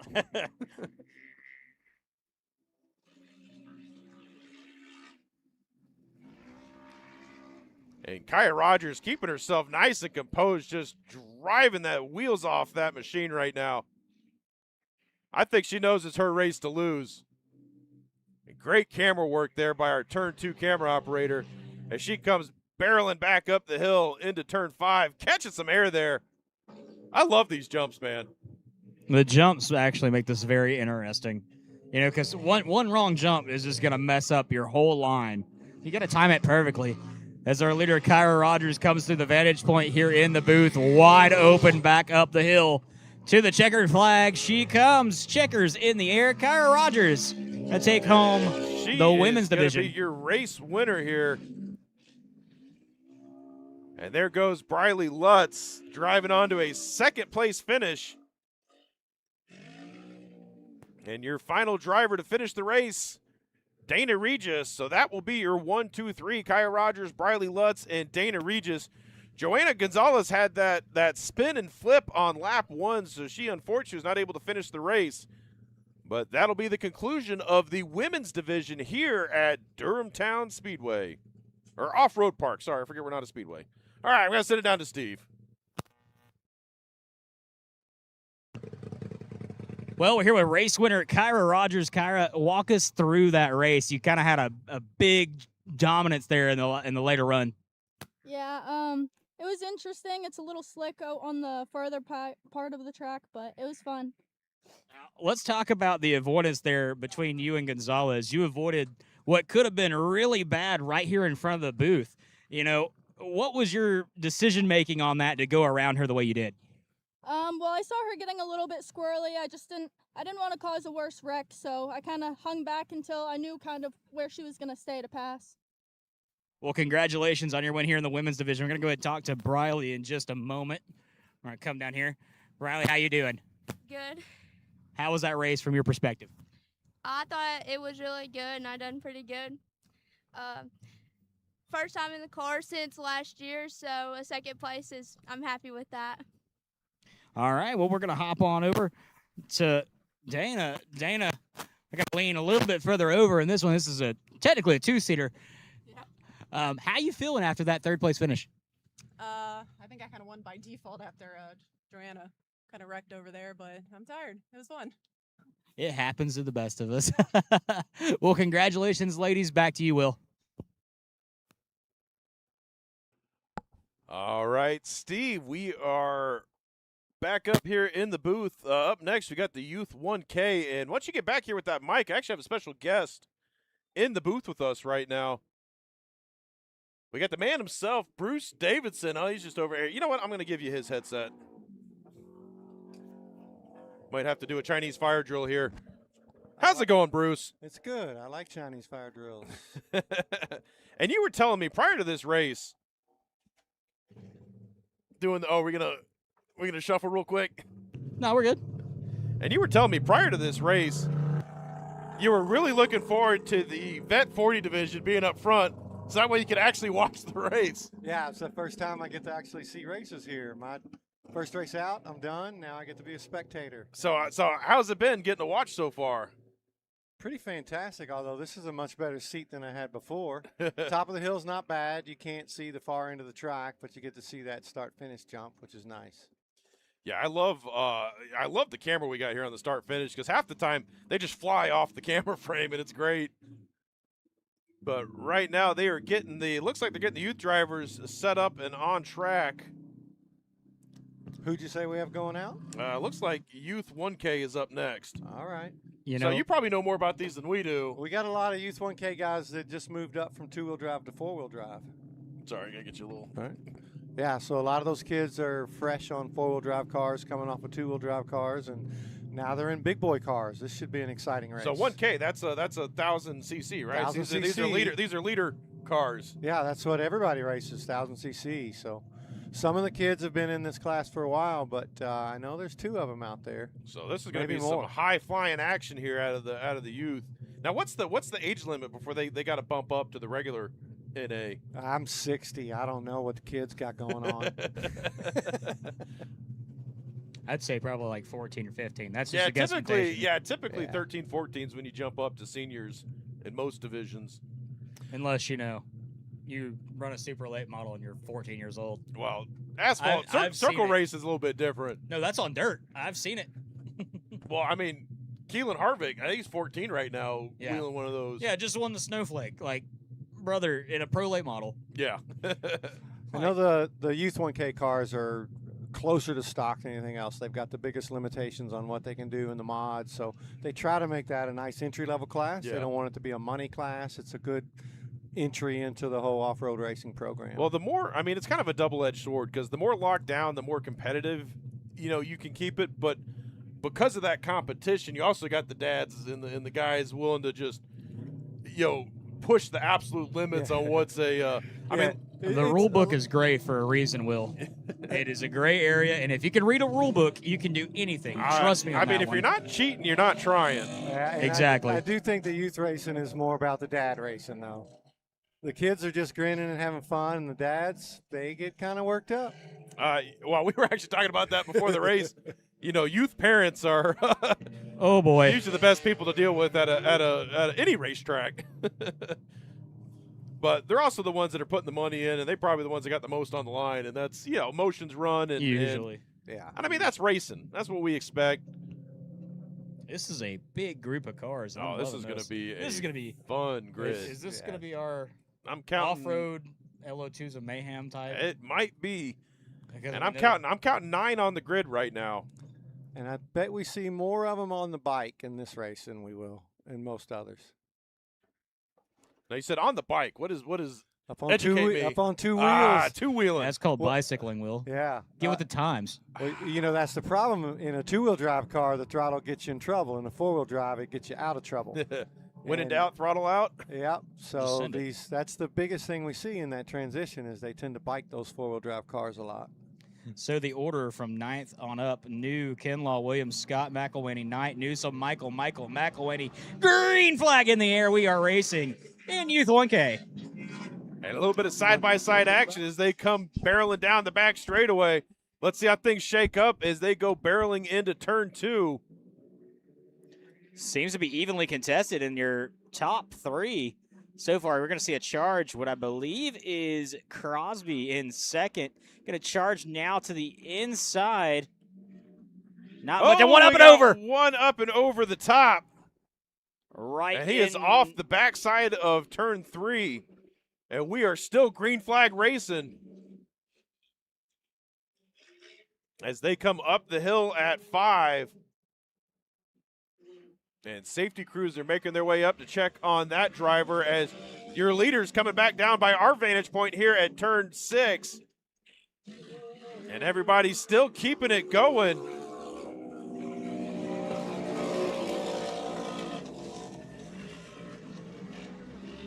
No flags out yet. A couple of them getting a little squirrely coming across the start-finish line.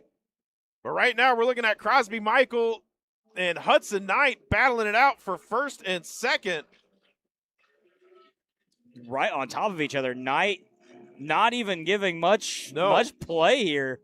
As Michael goes inside to outside. That's going to leave the door open for Knight as he gets alongside him coming up the hill here in turn 3. As they come through turn 3, going to have a slight advantage to Knight as he's going to come down the hill a little bit faster. Sets up for the next corner. It's going to be Michael. And it looks like we got another driver around here, unless that's our no, that's another driver that came around here at the top of 3. As we cut back to our leaders, making their way down the ski hill. Still, nobody's given right now. And were you just saying, Bruce, this is his first race in four-wheel drive? Yeah, that's Hudson's first time in his four-wheel drive car. And look at that, almost side by side as they cross the stripe.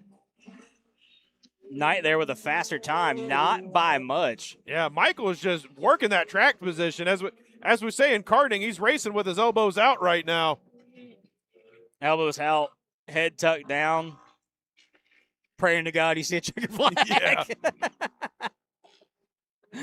And I always love it when the best battle on track is the battle for the lead. Look at this, Knight looking to the outside, kind of reels it back in. Started sliding a little bit more than he was comfortable with. Gets that thing, gave him the chrome horn, as I think they were checking up on that lap traffic. Yeah, that looked like Michael had to lay off for a second, and Knight just went right into his rear end, but it doesn't look like it's affecting either of them. They come around back on the top end, coming back down the ski jump. They're going to come right into our vantage point here. About a car length of separation between your top two. That's Crosby Michael and Hudson Knight. And he dips it way to the inside as they come past our vantage point here, racing back up to the start-finish line. Still 1-2. And we should see them here momentarily coming onto the back straightaway. There they are. Still watching that battle for the lead as they come down the back straightaway.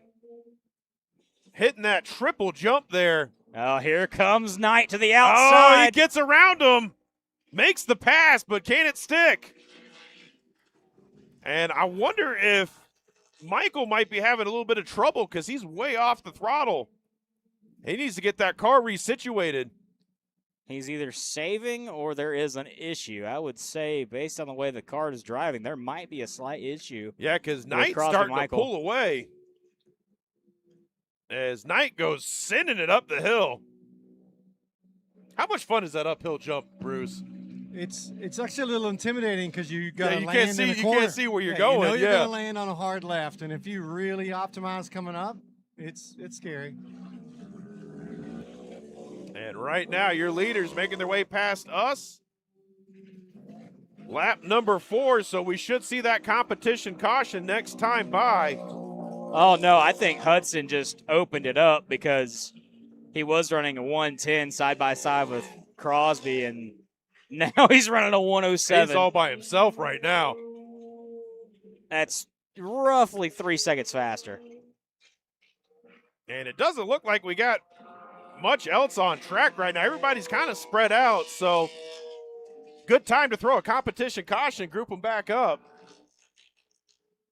And how much do you love those competition cautions, Bruce? It's nice. You look at the race different, right? First half, hold your position, not too much matters if people get really spread out, and then it's on. Well, I guess it gives you time to figure the track out, figure your line out, because unlike asphalt, this track changes so much more during the course of a day. You know, and you almost need those first 5 laps to just figure it out. Yeah, for sure. We were first lap of the day, so it was greasy. And the first 5 was just run the first 5, figure out good lines, try to dry the track off, and wait for the next 5. It was a totally different experience on the second half. Knight now coming out with the fastest lap, 106.95. 3 roughly full seconds faster than second place at Crosby. We got a couple more drivers racing to the stripe here. That is going to be Scott and Kinlaw. Now, am I seeing that right? Hudson ran a 106. yeah, 106.959. Yeah. Okay, so that's moving. You remember the fastest lap of my first race was what?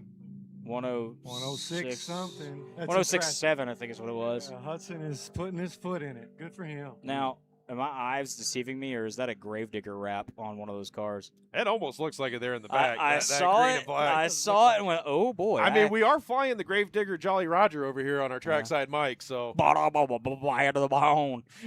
Dennis Anderson. Sunday. One of my personal favorite drivers of all So- time. Was a part of the fan club growing up. Yeah. Was the fan club for Georgia. Was the president.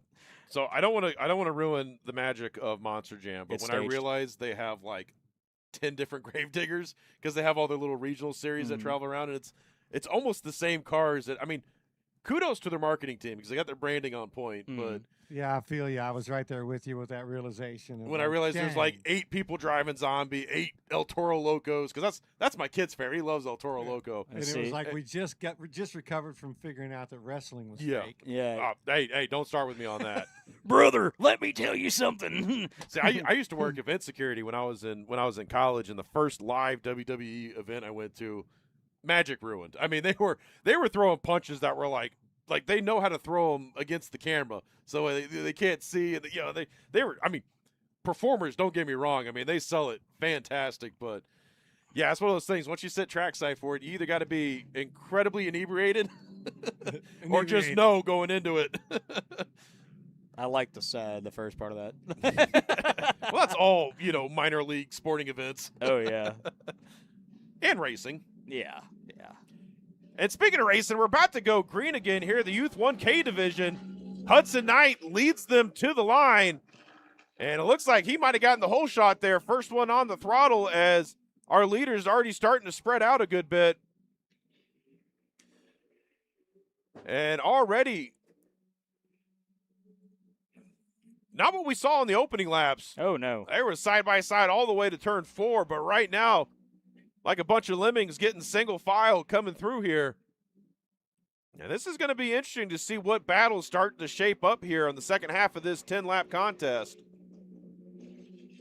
Everybody coming up the hill here, getting to the top of turn 4. You can definitely see the track now starting to dust up just a little bit more. I'd like to just say that's where the track's really coming in, especially here in these corners. Got the moisture just right because now you can see the dust kicking just a little bit. Well, they watered it before the women's race, so there's been 2 races now, on the track. So, yeah, starting to dry up a little bit. Now, does that result in more grip for you or less grip? What, when it's blue grooved like this? Yes. Or water? Yeah, right now is when you're sliding. But, you drive for it. You can pitch your car a lot easier into the turn. You get more confidence because it's going to be the same every time. That water is a big variable. And it looks like our closest battle is all the way back. It looks like 5th and 6th. Well, let's see when they come across the line here. They're 2nd, 3rd. So that's 4th and 5th right there. That looks to be our closest battle on track. That's going to be Mason Scott and Braden New battling it out right now. New in that blue side-by-side, trying to hunt down Scott as they come up the hill. And we've seen a couple of guys get real off-center on that uphill jump, almost donkey kicking them across the top. That's what that's called? I didn't know there was an actual term. Yeah, when the back end comes up. Okay. Like getting bucked off a donkey, I guess. I don't know. Oh, yeah, donkey kick is right. Yeah, I haven't done a lot of Grand Canyon tours, so I don't really know what getting bucked off a donkey feels like. I know getting bucked off a horse hurts. We got, I see safety. Yeah, safety workers are going towards somebody. So we might have a car over. Up at the top of the ski slope, I believe. Yep, right mid to the left. Oh, yeah, we got a driver off course. And that is on the We race got 2 line drivers. right there. So They may go red with that one because they look like they're blocking the whole track to me. Yeah, they're they're going to push them. Good eye. I didn't even see that. We're going to have to go back and see if we got any of that on camera here. Yeah, they're just using it as a yellow, so we may continue racing. Yeah, that's the wildest corner on the track because you jump into it. And if you really kill it coming up that hill, you're landing into the turn. And I don't think we grabbed that on any of our camera positions. Yeah, it was kind of back off on the backside of the field. So I got to go back to switching cameras. I'm sitting here scrubbing through the replay trying to find it. Yeah, we are still underway. 2 laps to go. And we are still watching that battle between Scott and I believe that's, is that? It might be Kinlaw now. Yeah, it might be Braden New and Kinlaw. I might be all kinds of messed up here. Yeah, that's the 105 at Kinlaw. And he's trying to hunt down Scott right now. She is trying to hunt down sorry. Scott. Sorry, I got to. Dennis that won the Vet 40 class, that's his daughter out there. Ah, yeah, I should have seen the Zoe. I'm just reading last names.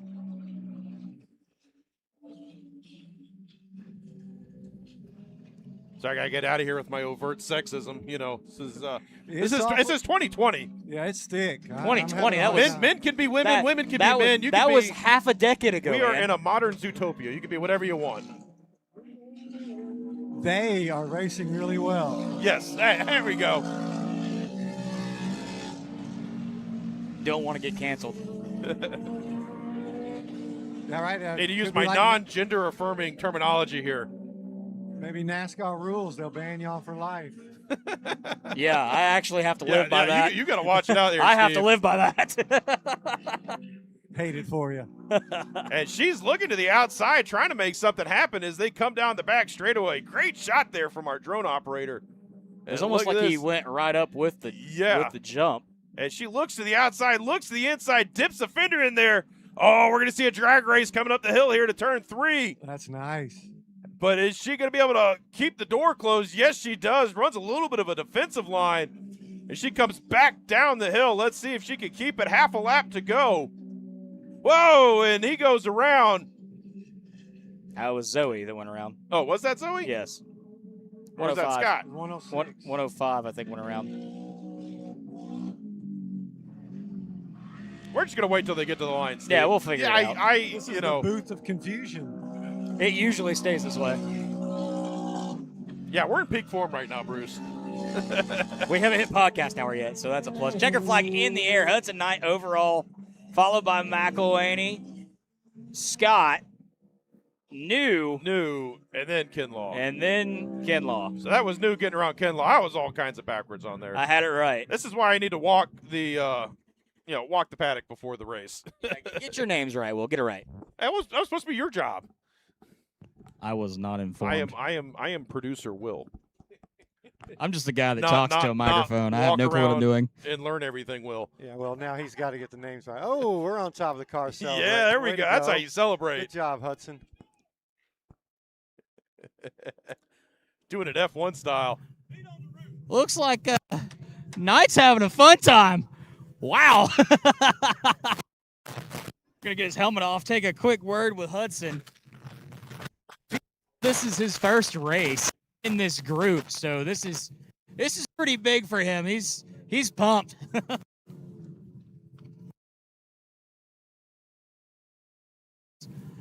Hudson, you're on top of your. This was my first race in the car. I also qualified first in this and drew a 4 and started 4th, and then just got into 2nd in the first lap and was battling, and then I ended up making the pass and then never looked back from there. I mean, you were definitely moving. How's it feel to win your first race of this group? It feels awesome, and this is an awesome car. I want to thank Carson Hill for letting us get this car. It's definitely really fun. Well, congratulations, buddy. We're going to go ahead and talk to second here. Crosby, buddy. You're not Crosby. Who are you? We got them all out of order. So this is Bo McElhaney. Bo, you finished 3rd. How you feeling? Good. Overall, how was your Fun. I'm good. Well, he doesn't really have much to say, but that's all good. Congrats on that third place finish, but we're gonna hop over here to the 44 of Mason Scott. Mason, how you feeling, buddy? Feel great. So, how was the track out there now that we're a bit later? Is it loose? How's it going? I like it. Oh no, I had a good race. Well, congratulations on your second place finish. Will, wherever the camera is, back to you guys.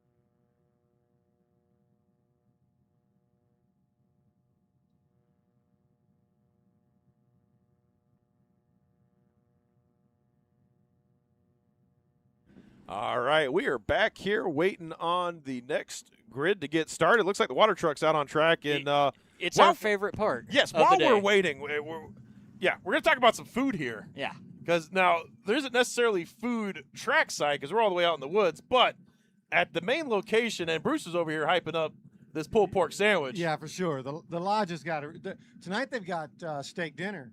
Oh, but they do have a great lunch. Yeah. Steve's like, "What do I gotta get home?" I was just telling the guys, like, even though there's not a big greasy barbecue pork sign out there, their pulled pork sandwich is not to be missed. And I mean, you guys are gonna love this, cowboy beans. Oh, yeah. Yeah. You know, my wife's gonna like that on the drive home. You know, being down here, I can't remember the name of the barbecue place, but there's an actual pit barbecue somewhere around here. It's closer into like Washington, and I can't remember the name of it to save my life. But we used to stop all the time, get Brunswick stew, collard greens, and some pulled pork. And that South Georgia has that vinegar-based barbecue, and it just hits just different. I'm a Carolina guy myself, but now I love barbecue just as much as the next person. But I just got off the plane from San Antonio. Oh, you can't. Yeah, no, you cannot turn around. Can't compete. I mean, well, no. I mean, obviously, I'm always going to be a Georgia boy and love me some Georgia barbecue. But all they sell in San Antonio is barbecue. It's either tacos or barbecue. So Georgia barbecue is going to be really wet, right? Yeah. 9 times out of 10. This one's dry. So it's a vinegar. Now they had some good places. We went to Pinkerton's while we were out there.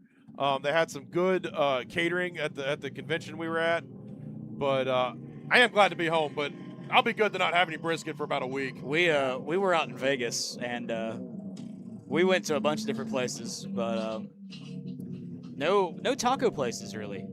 But I will say in Houston there is a little taco truck that's in the hood. And I'm talking, this is the worst place possible in downtown Houston. That's the magic combo. In the hood. These guys in a truck. spoke zero English. Cash only.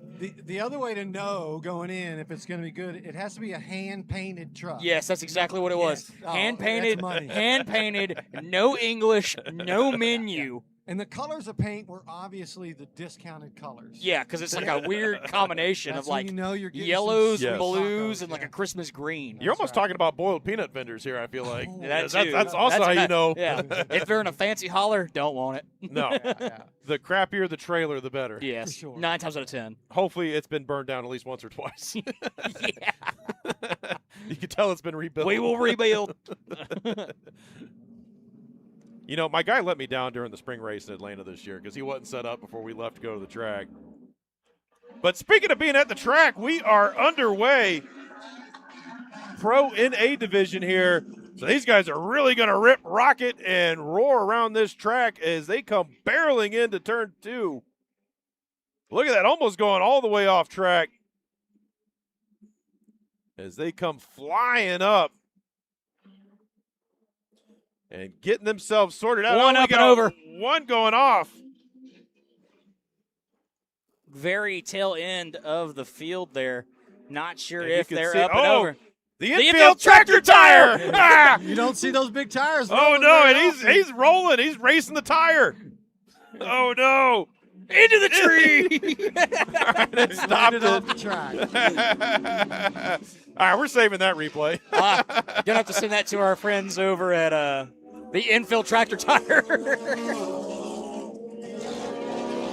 And here goes your field racing by our vantage point as we will get some scores on the board here for you. Tristan Snell, your leader. Philip Masella in second. Louis Texera in third. Michael New in fourth. Jeb Boodle in fifth and sixth. Santana Snell and Eli Harris rounding out your field.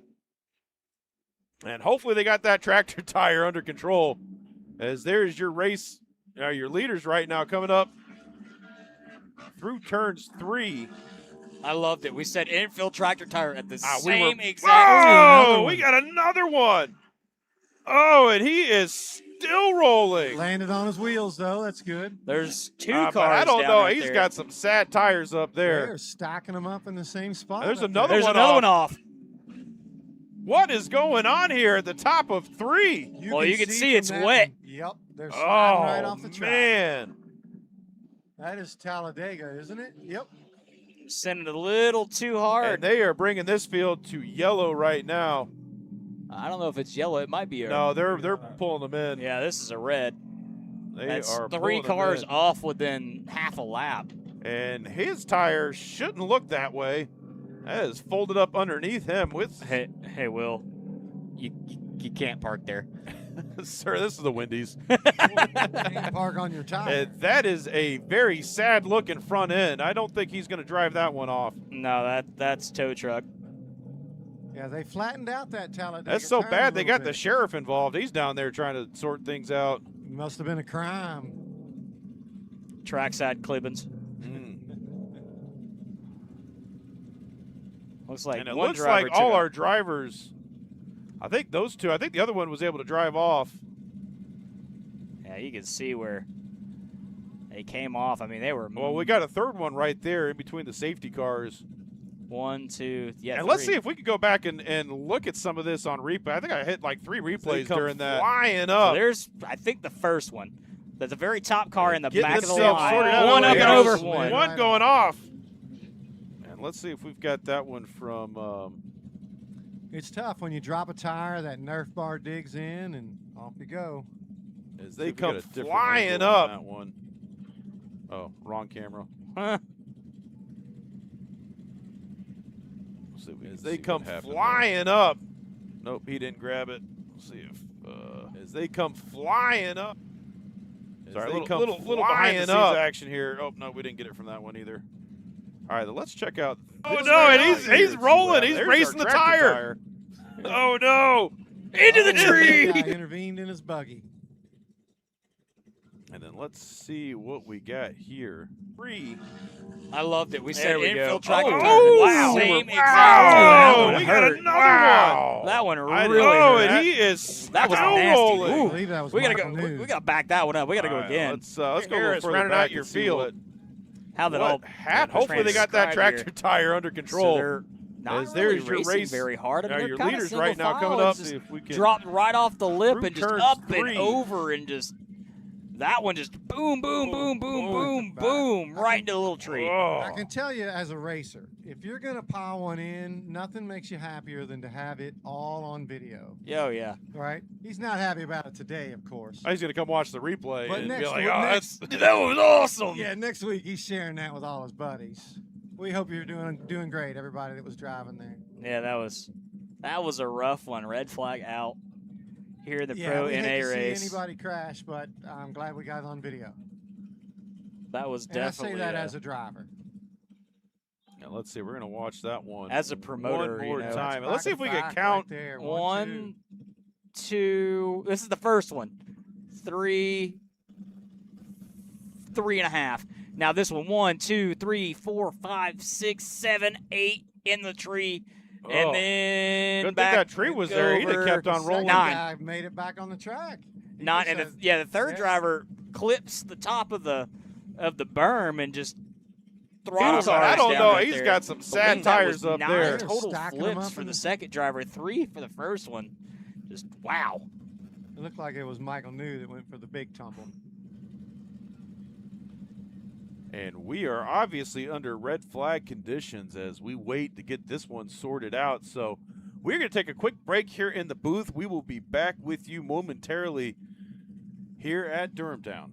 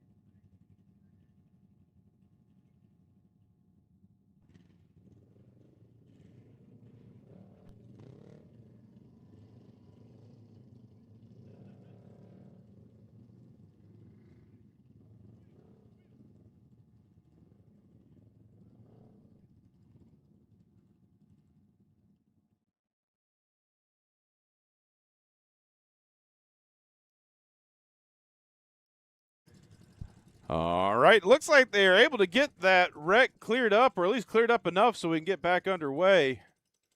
Big shout out to the safety crews here. I know Everett runs a nice, tight crew here, and big shout out to all those guys getting the track clear, keeping things safe for all our drivers here. That was wild. That was insane. That balled a bunch of them up. Can we tell who we have left? Yeah, we're going to have to see. Well, they're going to have to run them across the stripe, and then we're going to see. Looks like Tristan and then Jeb is up there. And we'll go ahead and play that. your that leaders right now replay coming one up. more time so you can see what caused that. Through We had turns multiple 3. cars flipping. I loved it. Up We on the said backside infill of 3. We had tractor 3 of them tire at the all same go off. exact Oh, we got another one. One versus Oh, three. and he Michael is knew. still rolling. landed on He his went wheels. for the though. real That's spin good. cycle there. And tough break, hard way to end the day. We were covering him earlier. And now that I got a question, I wonder if they're going to treat that as the halfway point. How many laps were they into? Do we know? Oh, Looks like one. So they may run a full race with another halfway caution. Yeah, we're gonna have to see here. I mean, with the time delay though, will they cut these down to 6? I don't know what they may treat that as a halfway and just run 5 laps, just to make up for the time. Yeah, because they've still got scoring going. So look at that, Jeb Boodle with a 13-minute, 13-second lap. That was And here's the thing. Cooking. Shout out to the crew here for getting that settled out in 10 minutes, getting that cleaned up. Yeah, that was. They don't even do that at super speedways, you know, with a full crew. No. I've seen some nasty wrecks that take a month of Sundays to clear up. And a big shout out to all our volunteers and everybody that helps out here as we are back underway. Tristan Snell leads the pack of remaining drivers as they come barreling down the back straightaway into turn number 2. A little bit of side-by-side action heating up here as the 06 of Jeb Boodle hot on his tail as they go chasing each other into turn 3 through Talladega, back down the hill. Now, do we have Jeb in Tealman's car? Because I'm pretty sure that's Tealman's car there, 06. That's what it says on the score screen. So, well, I mean, it may be his car. I'm gonna sound like an idiot until somebody corrects me. As they come jumping back down the hill.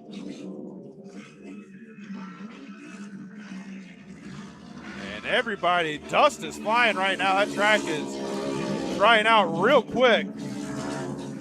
One looked like they were. Oh, we got one right in front of us. Didn't see what happened there. And they're asking him if he's all right. You smell that race fuel, very rich. I love that smell in the morning. Well, afternoon now.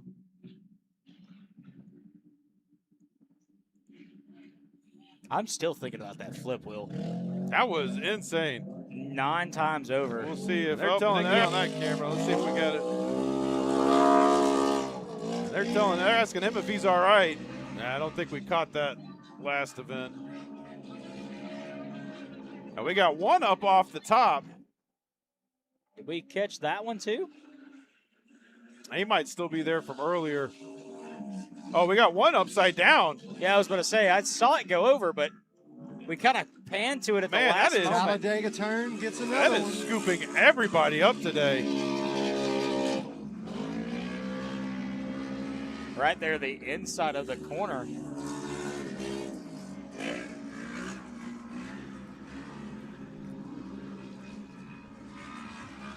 It looks like if you get on that outside line up on Talladega, you may end up in the woods. Nothing being said yet to slow it I'm down. not seeing anything on the. They're starting to back down. I can hear it. See if we've got. Yeah, they may be just treating that as a local caution. He's off the track. Yeah, I didn't see it on. Just checking our cameras, see what we got. Do we get a driver name on that one?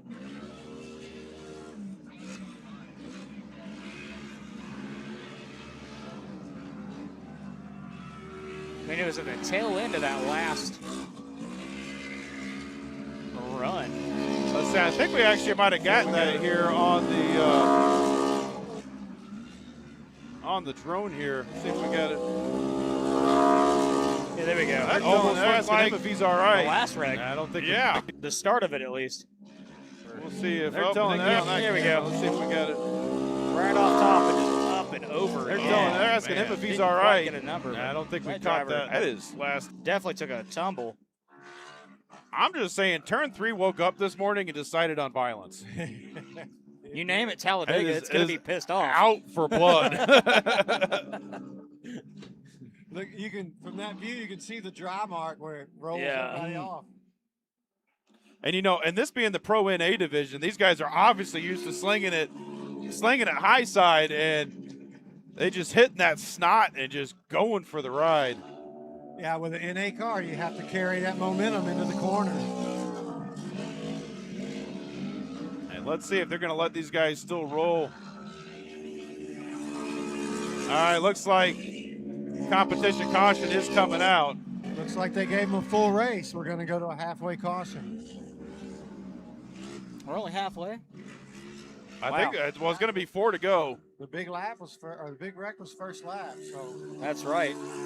I feel like we've been out here for a minute with these guys. I tell you, as a driver, it's nice though that they didn't shorten the race. I've been in this situation before, and I've had the schedule shorten my race because of laps, and everybody wants seat time. Come out here to drive. Yeah, well, and when you're in the last division, it's Yeah. you're the one that's going to get shafted anytime they got to make up time. Yeah, so I appreciate the organizers that give these guys a full race. Give them what they paid for, and give the fans what they wanted to see. That's right. And I'm still thinking. So we got Jeb Boodle in second, but that definitely looks like Tillman Ewing's car. But then we've also got Jeb number 41 in fifth. So what's going on with that one? Yeah, I am seeing. I think we have Mr. Driver. We've got the Stig out there. High vis car. It's just Will. We have had the opportunity to interview the Stig. Yeah, actually, Ben Collins, the original Stig from Top Gear, was a guest in our booth. That's like 4 or 5 seasons ago it's now. been a while. But they were, he was working with Praga, and they had just signed up a dealership on track with us at Atlanta Motorsports Park. So he was there. He was trying to set a track record in the Praga, and then stayed until race day and came up, did a little interview. It was actually really cool getting to talk with him. Just trying to make out the number on that guy that came up. It could be Eli. Was Eli Harris? I see 115. I believe that's Eli Harris. Eli That Harris, is. So he took a tumble. Oh, man, tough break for him. He's already got a first place podium, though, in the Youth 1K. Yeah, but that's kind of, you talk about the highs and lows of racing. You go from getting the win in your first race to, getting towed out on the second race. And I can see him coming at us, and looks like he's got a left ball. Either that's a ball joint. That is a very sad-looking tire. Yeah. But good job, Eli. Good driving. He's got a lot of camber in that now. Had a buff out. Daddy will take care of it. Had a buff. Did you say Daddy will take care of it? Yeah. We'll have to work on that. Although we all know it's Chris May. He's the one who's going to be burdened with fixing that car. See, I hear that a lot in racing, especially when there's younger drivers. It's all Daddy. Daddy does it all. I will say that we haven't started the racing journey yet with my daughter. She's only 5 months old, but when the time comes in about 5 more months, I already have the car ready to go. I mean, we're ready to race, but she's going to learn it inside and out. She's going to know every nook and cranny of that car. She's going to know that rule book like Daddy knows the rule book. Yeah. And once you get to that point, you're going to know how to race. So are we down to 3? This was a race of attrition? Is that how many we have on That's this what restart? I'm looking at right now. This is, it looks like all we got left. We started with 9.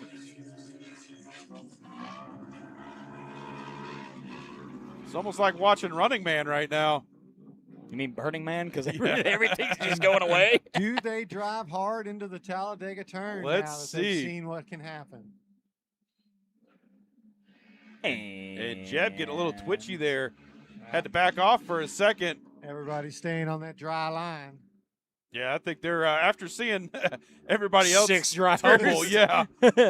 I'd be a little cautious going up there too. 6, count them 6 flips.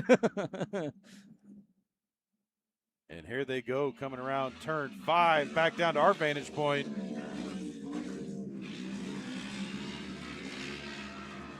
And look at Jeb hugging the inside there, trying to gain some He ground. tried to get a wheel in there.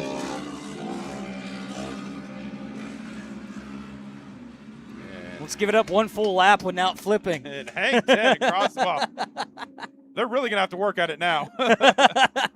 And here we go down the back straightaway. Everybody's starting to space out. Tristan Snell getting a decent bit of an advantage right now. Jeb Boodle just behind him, and then Santana Snell in third. And that's the only 3 drivers remaining on track right now.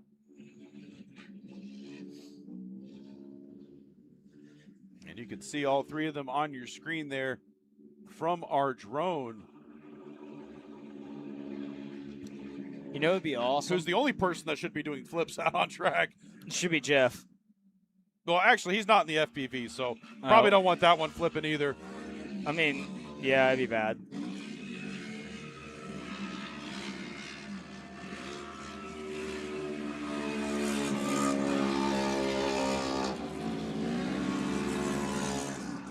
And there goes your leader, Snell, just running the fastest time of the race. Well, you could have told me to bring my camera because, I mean, I could have perfectly set up right here, announced, and shot some amazing slide job footages here.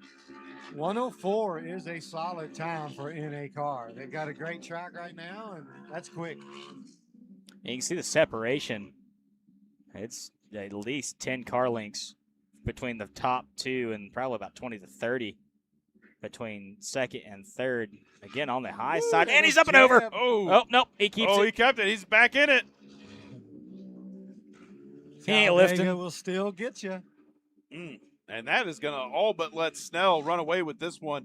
It's going to be one more lap to go next time by. And You know, I was just getting ready to talk about Jeff driving that rental a little easier, but no, he's still pushing that rental car. I mean, the fastest car in the world's a rental car, right?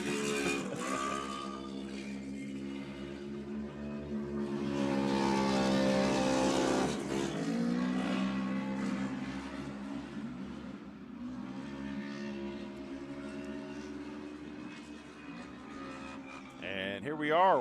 White flag is out. Final lap of the race. Here, leader way, and I mean way out in front.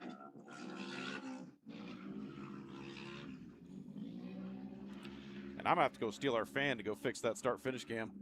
She getting a little hot? Yeah, I think she shut down. Oh, boy.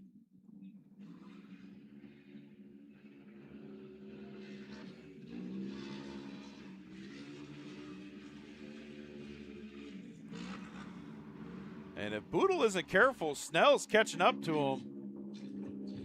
He's just got 2 more turns to make it. And there is your race leader, Tristan Snell.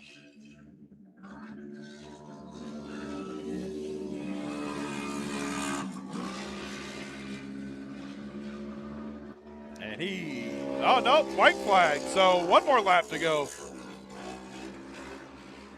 I was mistaken. Not bad for iPhone quality. Yeah. I didn't think about it until just now. And there goes that 111 of Tristan Snell. Snell just rocking and a rolling. He is moving and a grooving. I don't remember the rest of the lyrics to that. Or rocking and rolling, moving and a grooving, twisting and a shouting, maybe. I don't know. Gripping and ripping. Yeah, gripping and ripping. And for one final time, Tristan Snell taking turn 6. Let's see if he sprays the crowd a little bit as he makes his way across the start finish.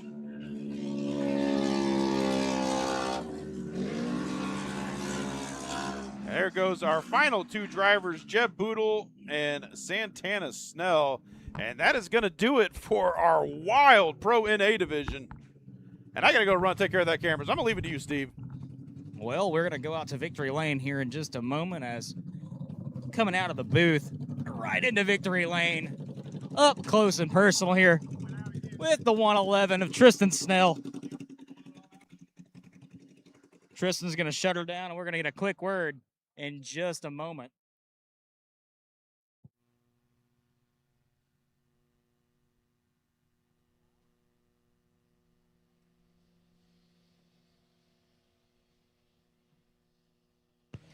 All right, down here with Tristan.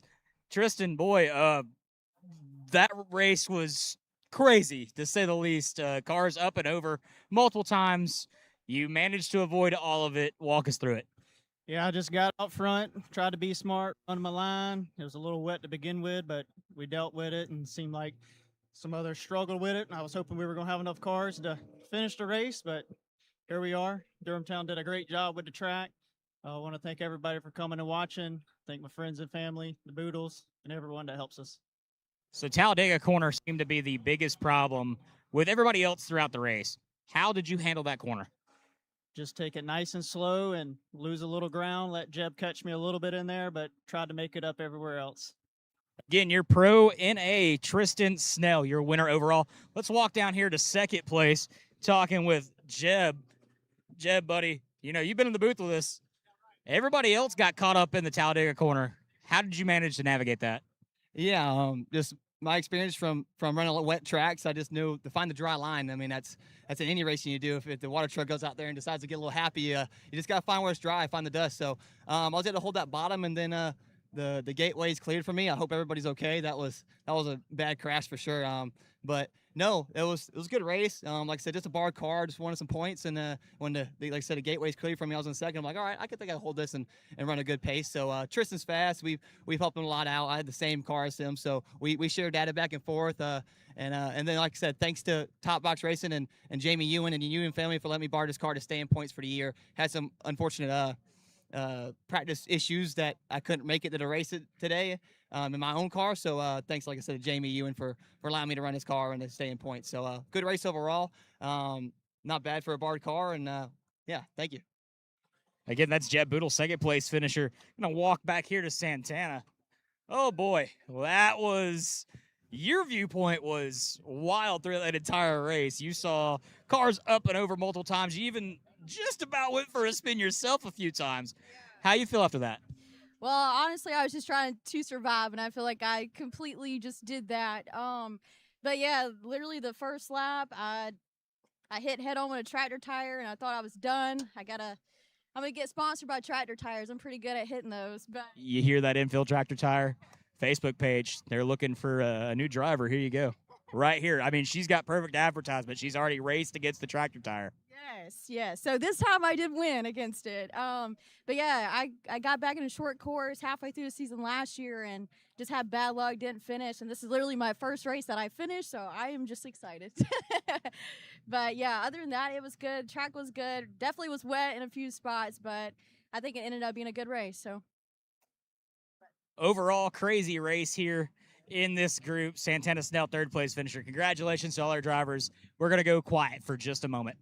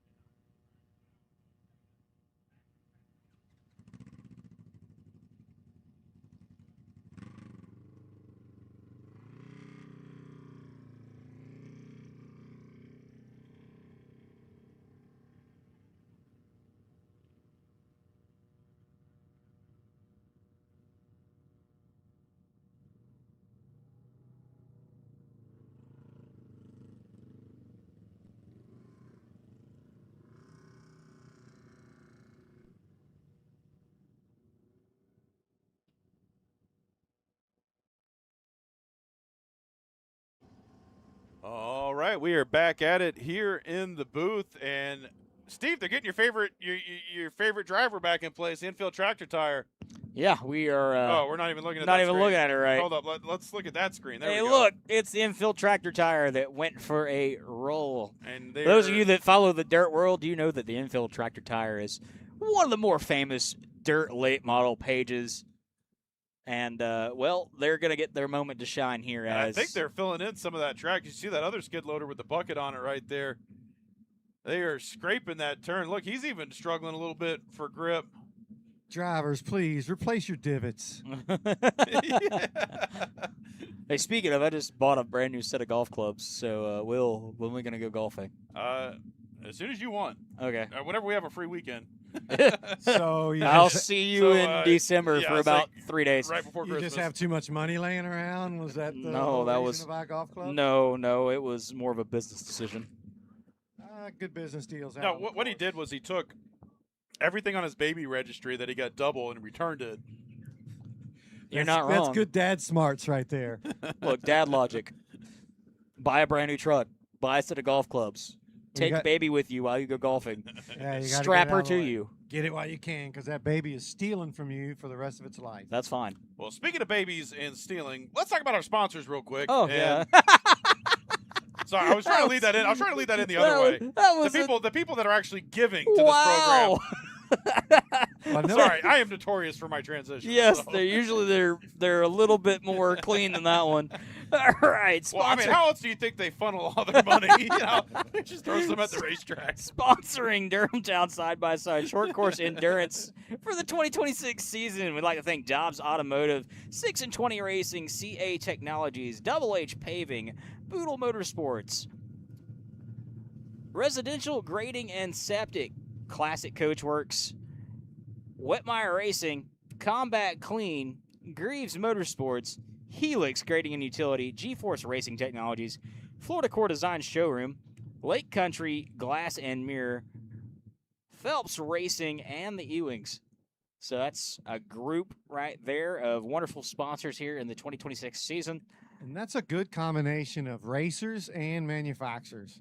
So some of the guys that are out here racing with us, they go all in and support the class or support the whole program, which is fantastic. And then we get some nice manufacturers that come in too. CA Tech is a new one this year, made all of our trophies. I'm looking forward to holding one of those.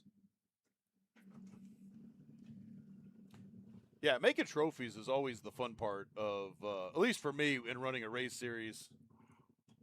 Well, See if you we can get a know- shot of the talent here. Oh, no. I'm not a fan of CA this. Tech makes such strong parts that I'm expecting to be able to take that trophy and just throw it across the workshop. Hey, guys. You're getting Live a- from the booth. So, really see how the sausage is made here. Well, it's not Kaneka, so I don't know if I want any of it. Well. Shout I'm out familiar Kaneka with sausage. Kaneka, so. Wonderful Alabama sausage. we are squeezed in here in We- a nice we- little tube. we are. Well, you can't see what our view is, but we do get to look straight at the track. So off the cameras, what a great place to sit. The best seat in the house was in my race behind first. and second. I don't That know. was The a great best seat. Santana probably had the best seat in the house last race. I mean, Yeah, but she was scared. Oh, I because would be 6 too. people wrecked out. you got one car going 10 times over directly in front of you. Yeah, I would pee myself too. That was turbo dry. That was spin cycle. That was crazy. Somebody hit the go, and that was it. I mean, the fact that she didn't have her lunch in her lap after that. Yeah, seriously. That was They were all lucky to survive that one. That was a crazy good ride. racing. You know, and it's fun. I really like racing on a wet track. There's so much more finesse. You know, like the conditions we're going to have for this race, your throttle is going to be an on-off switch. But when it's wet, you really got to pay attention and just finesse it. So basically, how my wife drives on a normal day. All our wives drive Nissan that way. Altima 285. I mean, she drives it like a Nissan missing Altima. bumper, praying to God, bail money I get in it. the There passenger she is. I'll seat. turn the radio down. Now she's talking. She can hear everything I'm saying.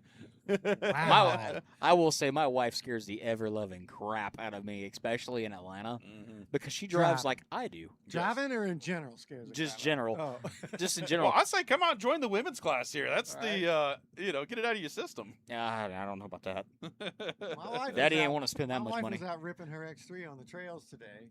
And she texted me her low gas light came on, and I was the bad guy for that. Yeah, you didn't put gas in. It's all your fault. So she's parked, done for the day. Sorry, Christine.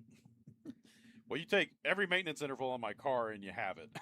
And that's Okay. take all care right, of the wife's car. All right. I let her drive before we got rid of the Corolla. I let her drive my Corolla for like 2 or 3 weeks, right? My fuel mileage was sitting about 30, 31 when I gave it to her. It was at 14. Yeah, that sounds about 14. Got her footing it. Good girl. I mean, mine's a 6-speed, and my wife will sit there and slam gears. It kind of makes me. Oh my gosh, she's still here. I'm turning this down. Hey, we're live, sweetie. But she will sit there and slam gears, and it honestly makes me smile. You know, I just taught my wife how to drive a 5-speed with the old Dangy Rangy, and she kind of understands. She still messes up, especially going up hills, but she can't quite start and stop it. She'll slide it back, and it just That's what I love about roast the clutch. Corolla, because it's got the idiot mode. I think the I stands for Wait a minute. intelligent driving, but I call it idiot mode. And the idiot mode is and for you can literally just dump the clutch your- and it won't. Oh. No, it's just for anyone new to driving a stick shift. Well, that takes away the fun of it. Well, yeah, I mean, like that. But you can be on a hill. It's got the brake assist. You can be on a hill, and then you can pretty much just dump the clutch, and it won't stall it. It'll gradually engage it. So for that you. just takes out the whole. It's an automatic with It's extra for steps. learning. I don't care. That's not the way I don't you drive learn. with it on. Look, I'll hit the easy button. I'm not afraid Yeah. to admit I'd take that. That's No, fine. no. Easy button is driving a Tesla with the Yeah. FSD engaged. Or getting a Waymo or Waysmo, whatever the word. We saw those those. things are terrifying. We saw those in Vegas. Yeah, man. they were every freaking where. They would like jump on the curb and like go down one-way streets the wrong like, direction. Jersey slide. They don't Stop your care. slander Yeah, they now. don't Elon's care. gonna get you. I've seen videos of those things going through crime scenes. Literally have an intersection taped off, and the Creating robo crime taxis don't know. They scenes. just There was one that I saw that was like right in front of a bus and it just stopped, like right in front of the bus as the bus was coming. Mm. I'm like, these are gonna kill somebody. Well, apparently they all have live links to a driver. Like there's someone that can physically come in and unstuck Somebody them. in a box like this, Yeah, monitoring pretty all much, the cars yeah. out there. Probably switching between flying drones in the Middle East and piloting Waymos. I don't know if we I give don't know that whatever type of technology. qualifications. I don't know if we give that type of technology to India. Is that? Well, I'm wondering, is that driving might be terrifying. Is It went remotely to the driving a lowest bidder. Waymo? Oh, were you? I'd say that tech went to the lowest bidder, so they're in. Yeah, I don't know if I would give that information to India. That would be absolutely terrifying. I'm just wondering, all the drone pilots we have in the military, is that like what they do when they go to civilian life? Is You know, they are a lot of them are civilians. I was Oh, big to in, be- I was oh, to big in begin the with, RC yeah. world, and a lot of my buddies went and did I drone mean, pilots as civilians. Xbox controller, man. That's all it Yeah, really is. right. and I forgot you were into RC cars. You never came up and raced with us when we were Yeah, at I was Lanier. in RC planes. Ah, that's Yeah. right. RC That's planes are right. cool, Yeah, that's honestly. a little out of my pay grade. Yeah, those can get expensive.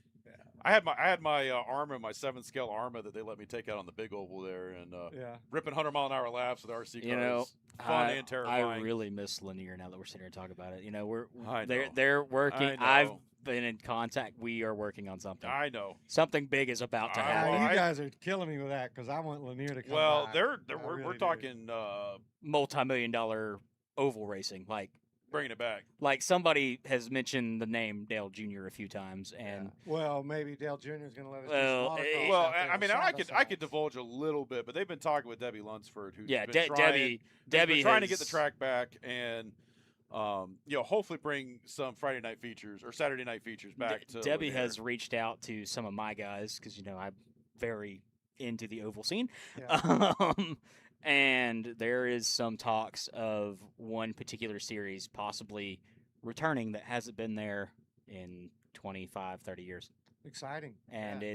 it's really exciting to see because there is potential. It needs a lot of TLC. Yes. A lot I mean, of there TLC. are some cracks in that track that'll swallow your leg. Yes. And you got to watch out. But the thing with Lanier is it's probably one of the most historic racing surfaces, at least the most historic paved in Georgia surface that we have left in Georgia right now. And it is, I mean, I don't want to say it's sung its swan song just yet, but it's got one more we are rodeo. inching closer and closer to the end of Lanier because the people that have it now, they're going to be developing it out for a condo motorsports living type facility. Now they're not going to get rid of the track, but it's not going to be the same once they develop it out. 'Cause Yeah. they're not going to have the capacity for 4,000 spectators to come in and watch events. It's going to be mostly a pad to do like autocross and kind of the events that we do normally when we're up there, but it won't be the same for stock car racing. And I fear we only got a couple seasons left, and if they don't get something figured out soon, we may have already witnessed the last stock car race In there. the state of Georgia, we only have Cordele Motor Speedway. So is there multiple tracks at Lanier, or are we talking about just the one that I've raced on? So in there's the big autocross? one at the bottom, and then they've got the quarter midget track, which is where we did the RC Quarter cars. midget. They, where they we used to were be racing? the what was it, Atlanta Area Quarter Midget Association? Yeah, MACMA, the Metro Atlanta. Metro Atlanta, yeah. Being from Kentucky, I'm not familiar with that facility other than come down, race it, and left. Well, that's the track I grew up going to. Yeah, I was so about to say. it was I in my live backyard. I live yeah. 10 minutes from the track. We were there every Friday night. Yeah, you could hear them racing from your back Yep. porch. Yeah, open up That's, the- that's where I found my love of racing and why I'm a big circle track degenerate. But I love expanding, what I do and getting to come to places like this. You guys have been awesome out here. I love the crowd at Durhamtown. Yeah, this is definitely an experience. There's so much more to this facility too than this racetrack. Like I said before, my wife has an X3 and she's out there ripping trails. And That's awesome. we're members here from Kentucky, but we're members here, and we come down. She runs this racetrack. She loves driving this short course track. She doesn't want to race or be measured, but man, we have a good time out here together Now- just during the week. Now, how long is the enduro track? Because I was talking about this earlier before you came on with us. How many miles is that enduro track? Well, it changes all the time. It's a 2-hour race, and I think they look at it like a 40-minute lap. Oh, dang. So I don't know how long how long that actually is. It's about how long it take me to walk the track. They try to the mix it short up. course. So they come down into the short course, and then they pop out the exit, dip into the trails, and they try to use different trails every time. So they want to mix it up. And speaking of short course, we got cars moving. So we are about to get ready here. Where are we at? Sportsman? We are at the Sportsman side-by-side.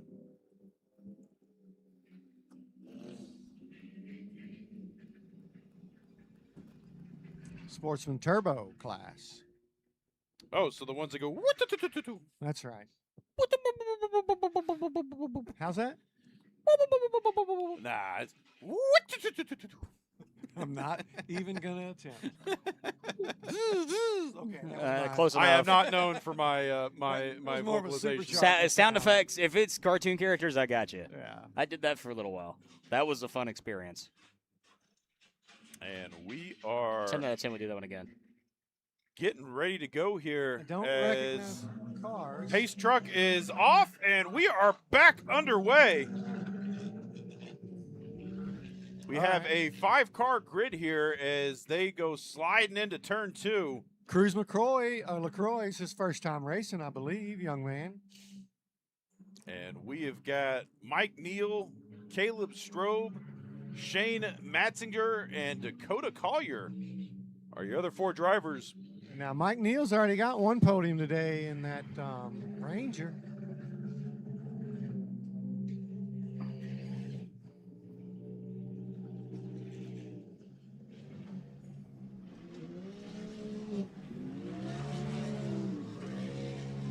As they come across our vantage point here, lots of cars slipping and sliding. And you can just see that dust coming off the banks here. Whoa, almost got around. Yep, and he's backwards. Sorry, sir, you can't park here. Sir, this is a Wendy's. And we're going to see if we got that one on replay here.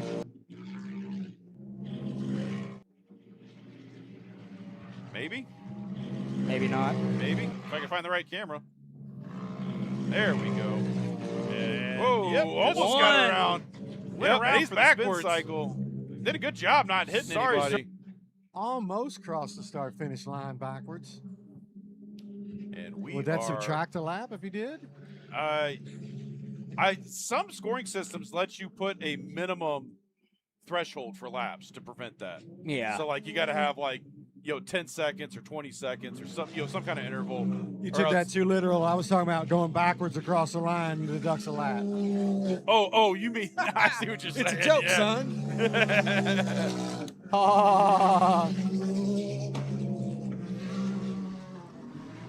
there goes Mike Neal, your second place driver. Caleb Strobe in third. First place already checked out. Looks like Cruz LaCoy is following in his big brother's footsteps. He is way out front.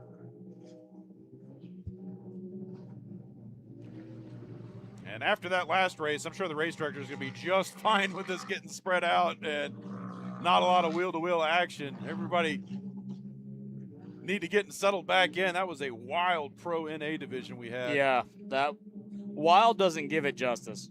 That was lawless. That was definitely Pro NA's of mayhem. New title sponsor. You just need to go ahead and get of mayhem trademark. So I might as well. And there goes first and second. And let's see if he That keeps was the a purple donkey stripe. kick. Yeah, no, he wasn't quite set up there. And there we are back following first place as he comes down the back straightaway. Looks like he needs to find a sponsor too. He's just got sheet metal. There's one that says for sale. I don't know. I'd be a little sus buying a for sale at a racetrack. I don't always see it all the time in the late model. Lightly used, well maintained. Never As abused. it's barrel rolling down the. Yeah. Ran when parked. Yeah. I think these guys are spread out enough, right, on the first half of the race. Oh, we got one car around. Well, they That's should the be one for taking sale. it easy, right when I was talking about they ought to be. Let's see if we got ran when parked. Yeah. Ran when parked. Let's see if we can see what Yeah. happened. And it looks like, think yeah, these guys are just spread out a little enough, too much right, in on the the turn first there. half of the See, it race. says for Oh, sale we on got the one side of car it. around. Trying to pick up that third place, second place. That's what Caleb Strobe in the 10. Yeah. At first, I saw the blue and orange combo, and immediately, What better way to advertise? what went to me was Atlanta Paving. If you're familiar with the asphalt guys, and Garrett Smith in super late model world, Atlanta Paving, same color scheme, same blue, almost the same orange on the for sale part.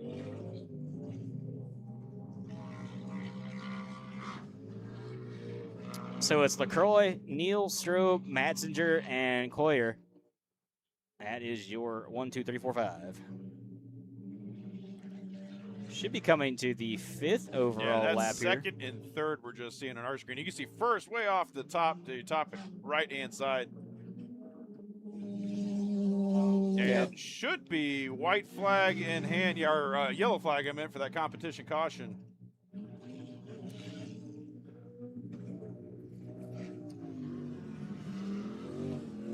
You know, the one thing I miss about AMP right now is the fact that I can get up and walk to their kitchen. That's it.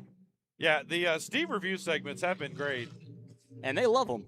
And so do the fans, because, I mean, every once in a while you look on the socials and be like, hey, the announcer said try this, and I did, and it was good. And you can only rate so many hot dogs because, you know, most racetracks, it's the track dog. Track dog, corn dog, cheese sticks. Unless you're at Five Flags, then you get the Krispy Kreme burger. Ew, Or no. what's it called? It's the honey bun burger. Get it honey right. bun, oh, same thing. Get it right. Same thing. No. Now, we do have all new concessions at North Georgia this year, so you got to come back up and try it. Yeah, well, I need to get about there. If I wasn't out of town, I would have called that race last weekend, but I was off at San Antonio. I really, you know, you kind of teased me saying you had a gig open, but yeah, I unfortunately had a day job to be at. You like my little my dust blowing tool? Yeah, that thing's great. I don't need one of these. I would just get one that's battery powered. Well, you know. Well, I mean, you are married now. Battery powered. I see what you did there. Funny guy. Competition caution is. That wasn't no competition caution. Back That was underway.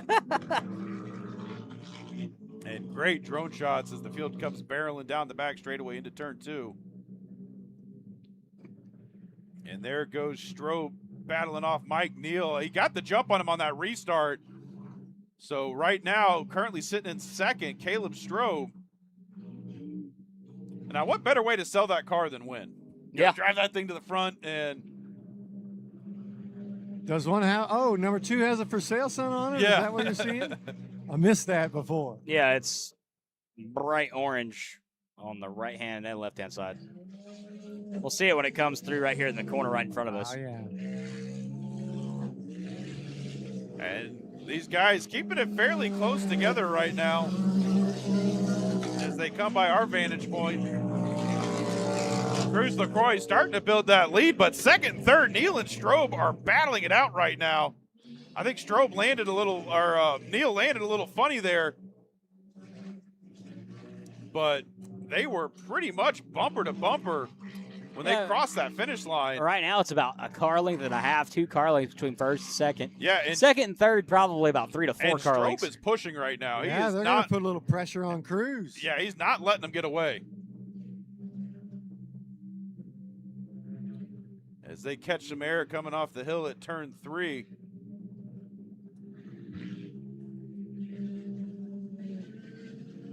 Back up. You see Cruz starting to pull away a little bit. And really, these guys have got to get settled coming up that hill because you see them losing a lot of time, not setting that jump up just right. A little bit of bicycling going on with LaCroix.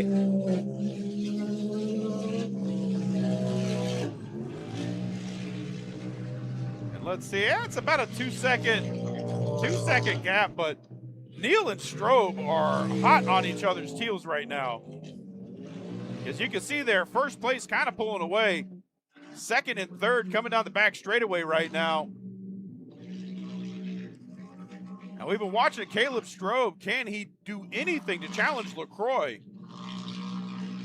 Because he's starting to pull away from Neal a little bit. Neal's kind of accordioning a little bit. You know, they're stretching and closing, but if he's not careful, LaCroix is going to get way out in front, and there's not going to be much track left to be able to get any bit higher. But right now, 1, 2, 3 sitting pretty comfortable. You know, you got to be thinking points. This is the first race of the season. And I don't think they do drop races here either. They do not. So, and that's a big thing. You got to make every race count. They do have some double point races, which can make up.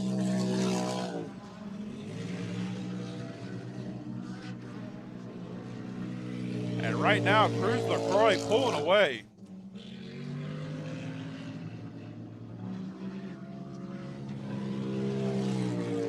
And you can see second and third right there, Strobe and Neal.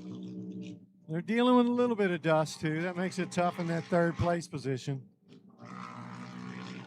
And there goes Strobe racing up the hill. That high side definitely's dried out a little bit, although we saw that skid steer laying some dirt down while we were on break between that last race or after the NA race. That was such a wild race. It looks like we got a driver around up at the top of 3.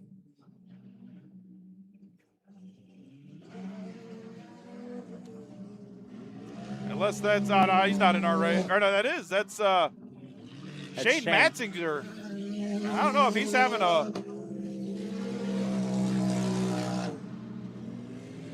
and the white flag is out. We are on the final lap.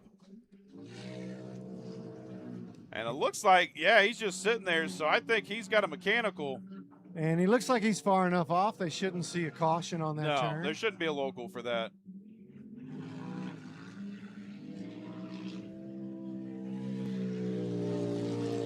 And right now, as long as LaCroix stays under power or keeps all 4 wheels on the ground, it is his race to lose. Strobe securely in second and Neal in third. That'll be Mike Neal's second third for the day. Always good to bring the hardware home. I mean, in separate classes, in the NA and the Turbo, which you got to drive those cars differently. And for one final time, Cruz LaCroix, he's going to take the stripe and gets the win. And here comes Strobe. A lot of hear that go around. And Neal will secure our top 3.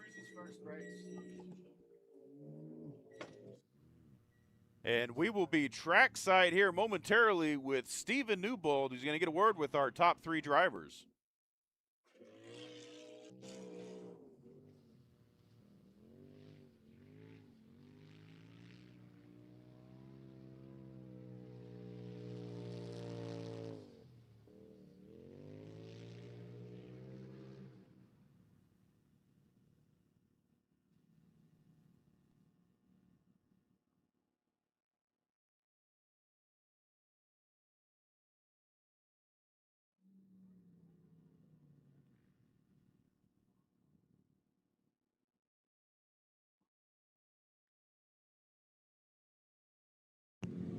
Here in Dobbs Automotive Victory Lane, Cruz LaCroix. Cruz, this is your first race, first win. How you feel, buddy? Pretty good. It was a good race, and we came out on top. And So overall, how do you think you handled your very first race? I mean, you won it, so I mean that's obviously a plus. But you have any room for improvement? yeah, we can definitely improve a little bit on corners, but yeah, we did pretty good, and I'm proud. Again, race winner Cruz LaCroix going to walk over here to second place. Talk to, I believe this is Caleb, correct? Yes. Caleb, you finished in second. How you feeling? Pretty good. It's my second race. First race was just a stock car, RS1. They put me in a Yamaha to try to shift gears. I don't know nothing about this. First time going. This car is for sale. It was a Boodle Motorsports car. They're still selling it. I'm just filling in driving. Very good car, as you see. Just don't want to push it all the way because it is for sale. So contact Jeb or Everett and purchase it. It can be yours. Now, we were joking in the booth of what would it mean if, car for sale, if you were to win it. That would put a whole different perspective on, hey, this car be sold today. You think that would happen? Possibly, but, if it don't sell, we'll be back next time. Again, second place, Caleb Strobe. Let's hop on down to third place. There's Mike Neal. Mike, how you feeling? Not too bad. Wish I had 1,000 more RPMs, but other than that, we went into limp mode after the competition caution, so didn't have nothing for it. Now explain that to the people at home, limp mode. So it pulls power. Something happened in the motor or the turbo, and it pulled power, so I was losing about 1,200 RPMs. So didn't quite have enough motor for the YXZ. Well, congratulations on your third place finish again. That is our victory lane from Dobbs Automotive Victory Lane. Back to you, Will.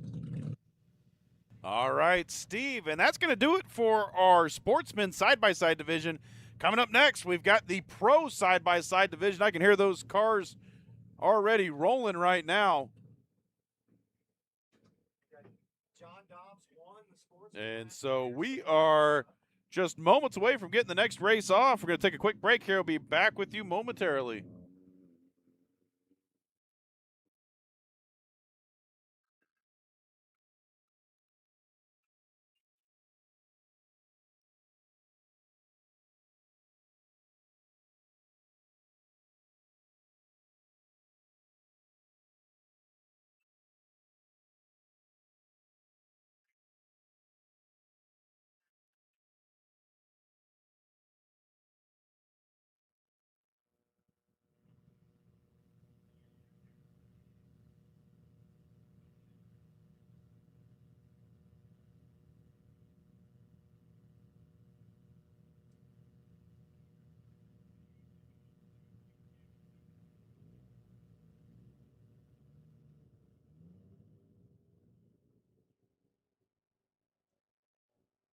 All right, we are about to get underway here in the Pro side-by-side division.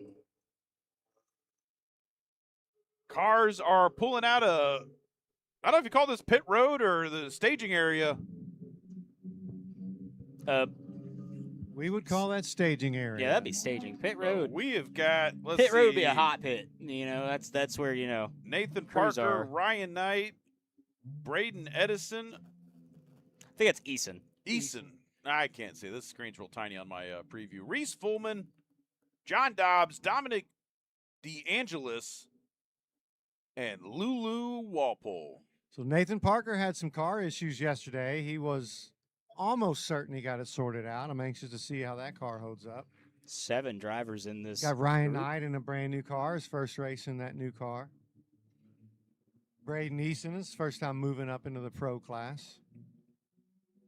John Dobbs, well, here we go. And we are underway in a cloud of dust as we go green here for the pro side-by-side division. It's going to be a 10-lap race here. Everybody figured things out as they're going too wide into turn 2. Yeah, this group is way faster than the other groups we've seen. And this is going to be one of the fastest groups we're going to see on track today. And they are absolutely flying around this racetrack. Letting it eat.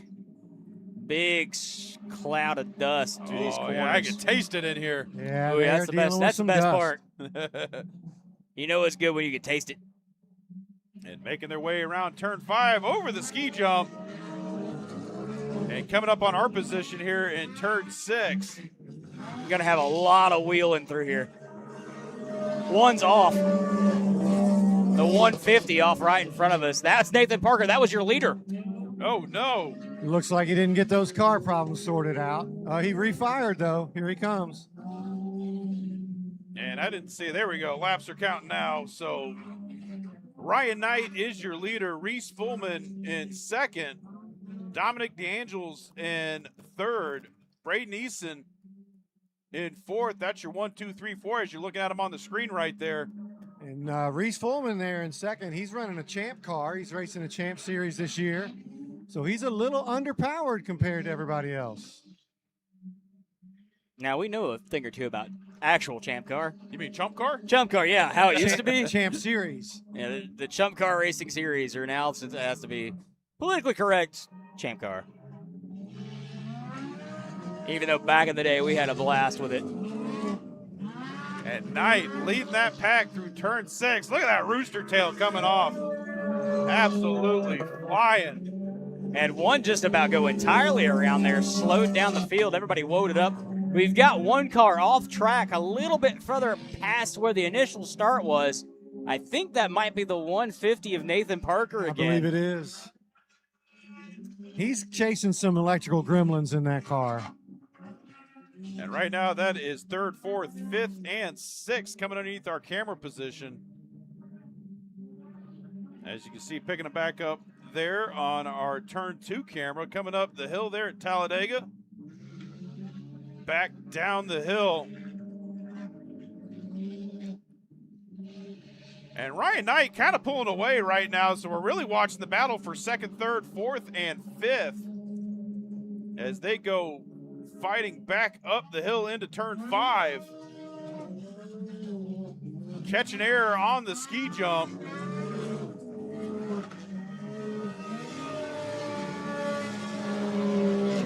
Man, you see those pebbles hitting right in front of us, too. And there goes your leader, staying purple again, 3 laps in a row.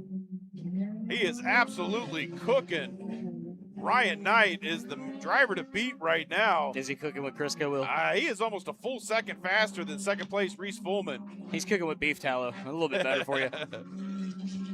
Only thing I cooked was peanut oil, Steve. Which Chick-fil-A, if you're listening. I've got my eye on that 4th place. You know, it's his first time in the pro class. And we are on lap number 4. So going to get that halfway point next time by. Going to see the competition caution. And there is your race leader, Ryan Knight, slanging it wide up at the top of Talladega. That new car's looking good. Oh, that thing is on a rail right now. Look at him go. 102.729. That's the 4th quickest lap he's put down. He has stayed purple every single time. And it's not like a couple tenths. It's like hundreds. Or not a couple hundreds, it's a couple tenths. And there is your race leader you're looking at on screen right now coming through turn 6. And he is going to make his way up to the start-finish line. Yellow flag in hand, so we are officially at the halfway point of this race. We lost Reese. And let's see, yeah, Reese falling back. Is that him across the middle? Oh, yeah, I think he is stopped there. Yeah. Oh, I see they got a caution down there. He may have looped out somewhere. And let's see, our drone operator is going to get down there and check in on him.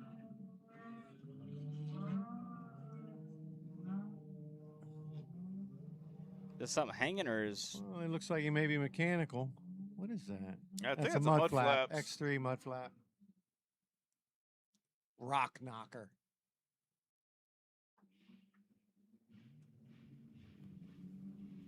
These guys didn't. So why is know. it called a rod knocker? It looks like a mud flap, but it's really to keep the rocks from your front wheels getting thrown into your rear wheels. The X3 throws them across and under the car. So your right front will throw rocks into your left rear. Oh, looks like might be some fluids there on track. Oh, yeah. That is fluid, all right. Well, dirt, we don't mind it. Yeah, just rub it in. Those guys must have kept going after their Yeah, I guess they didn't caution. see the. Ryan Knight was in race mode, and everybody else was just following. They He's didn't just wanna seeing the lose red out. mist. He's just going. Came to race. Just keep going. They'll tell you to stop.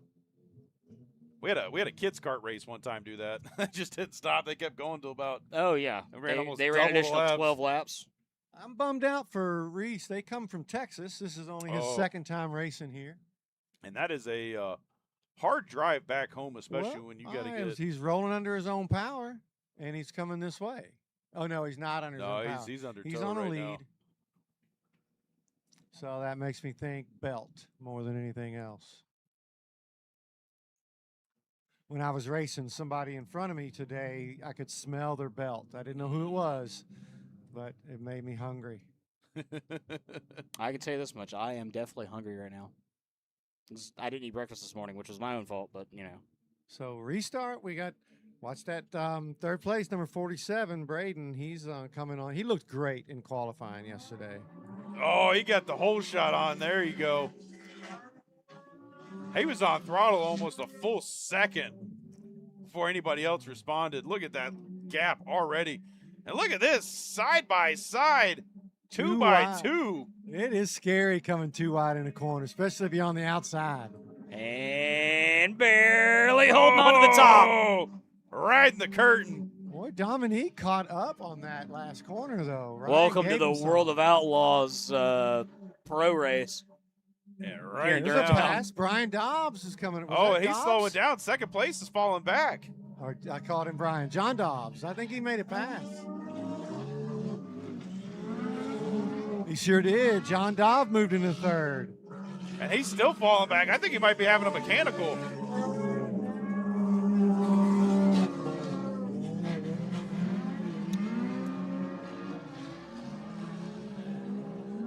And everybody's starting to settle in and get spread back out. Now this is John Dobbs' first time in the pro class too. He's doing well in third and putting pressure on second. Look at that. Ryan Knight still out front. Dominic DeAngelis. And that's John Dobbs trying to fend off Braden Easton right now. Look Braden at that. got He's him. It's completely sideways. pitched that thing 90 degrees coming through that turn. Oh, they're side by side. Set up this next that's corner. what you want to see. They're that still turn. going. Dobbs on the inside made it work, but now he's Oh, this is coming going on the to inside. really be a pivotal moment here coming into Talladega. Looks like the 55 was up on the high side. They're still side by side. And there goes Dobbs pulling away. I think he got, oh, Easton to the inside. And look at that rooster tail. Neither one of them is giving it up. They are not giving an inch right now. This is what you pay money to see. This right Yeah, here. that's good racing right there. You pay for the whole seat, but you only need the edge. And it's the two guys with their first race in pro. Well, they got a lot on the line. It's bragging right. rights. Yeah, that's it what looked you like a love pro to now. see. Nobody cares about money. It's the bragging rights. And it looks like Dobbs creating a little bit of breathing room right now. Can't he see was where wide. Easton went. Oh, there he is. Not incredibly far behind. I'd say, what, 4 car lengths? 3-4 car lengths? It's still anyone's race right now. Well, Ryan Knight's all the way out front. It's anyone's race for second, third, and fourth. His car looks great, sounds great.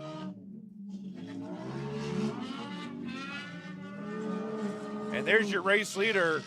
Second place right there. Oh, and one around in spin 4. cycle. That was the 47 of Eason, sorry. And let's see if we got Coming that one here. way too high, And trying to there's go for your the race slide leader. job. You can see the setup Second right here. place right there. Wide open, wide Oh, open. and Wide one open. around. Flips the Oh, apex spin and cycle. spins her around. That was And look at this. Looks like our leader's getting chased down right now. Oh, no, I'm looking at the back. No, he's all the way by himself. I was going to say, he's lonely.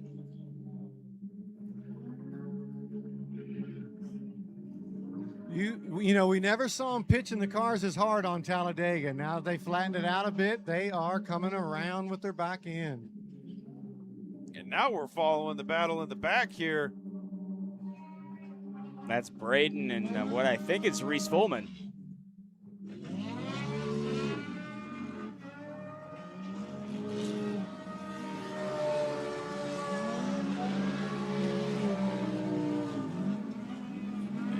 We're going to have to see when they hit the stripe here. But action aplenty right now. That's Philip Walpole and Braden Eisen that are going back and forth.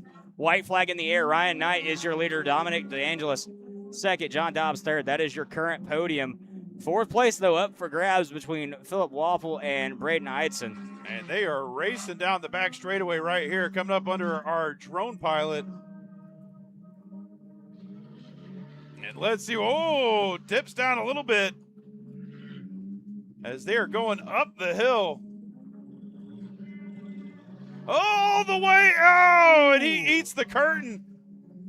And Easton took advantage of that one. He was right where he needed to be.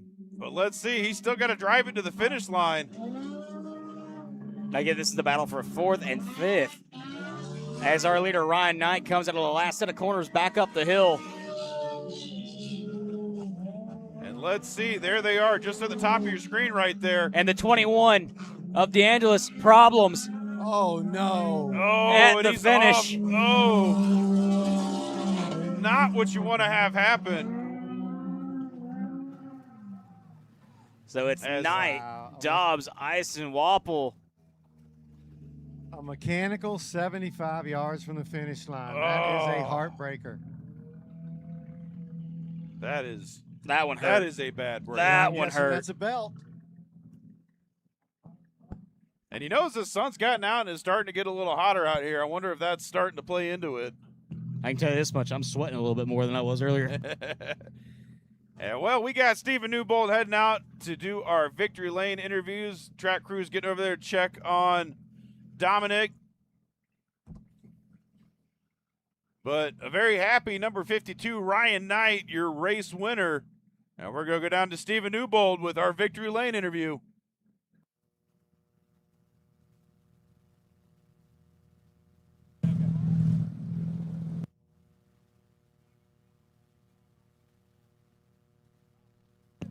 Ryan Knight coming out of the car. Going to climb up on top, probably bang the roof a little bit.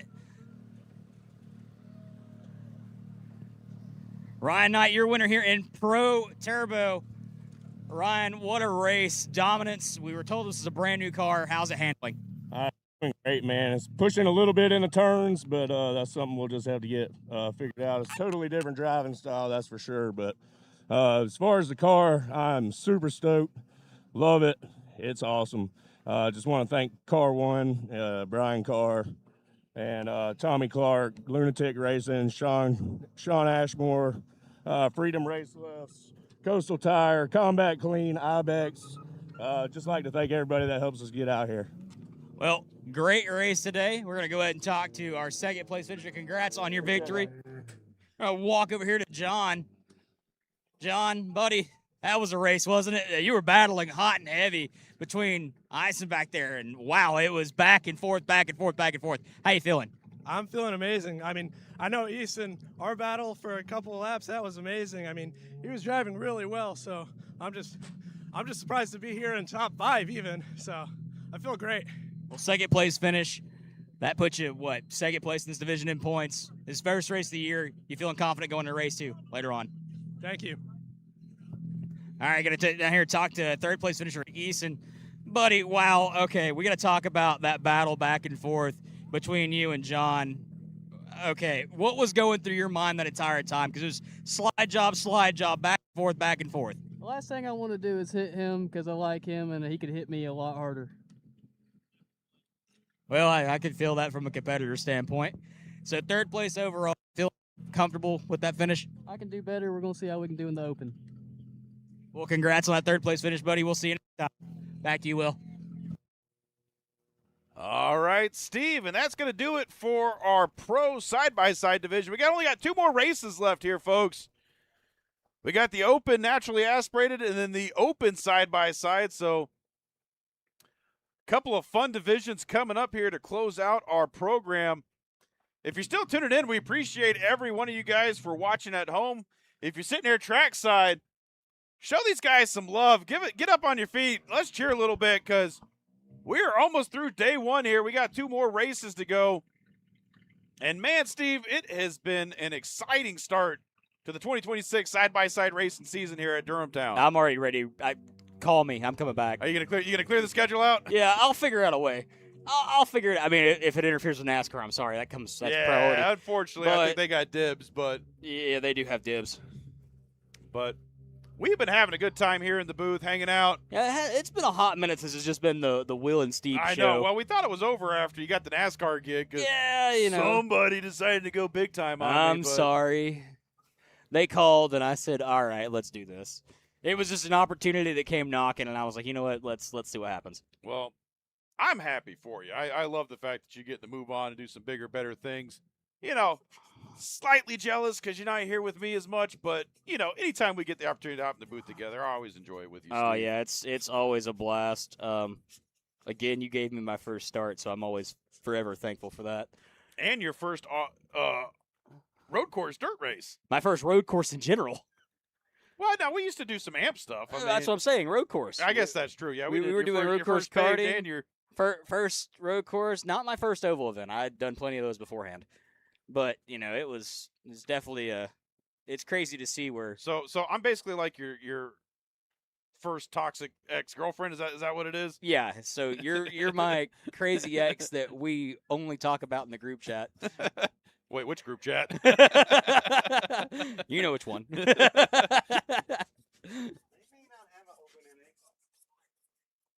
Oh, they don't? Is that what you're looking at right now? It's all turbo cars out there. Well, we're hearing a lot of spooling turbos, so maybe this might be it for the day. I don't know. I'll take your word for it. They talked about mixing them, but I just looked, and it looks like they're all turbo cars out there. I'm sad. I don't want one more. You know what? Rack them and stack them. Let's do it all again. Well, I will say these guys done a great job keeping this program on time with the way it started and where we're at now. Hats off to the crew for running a phenomenal program out here. These guys are working overtime. I can tell you from firsthand experience, it is not easy running a race series. God, no. It is not. That's why I love exactly where I'm at in the booth, not dealing with any of the hotheads. How do you think it is?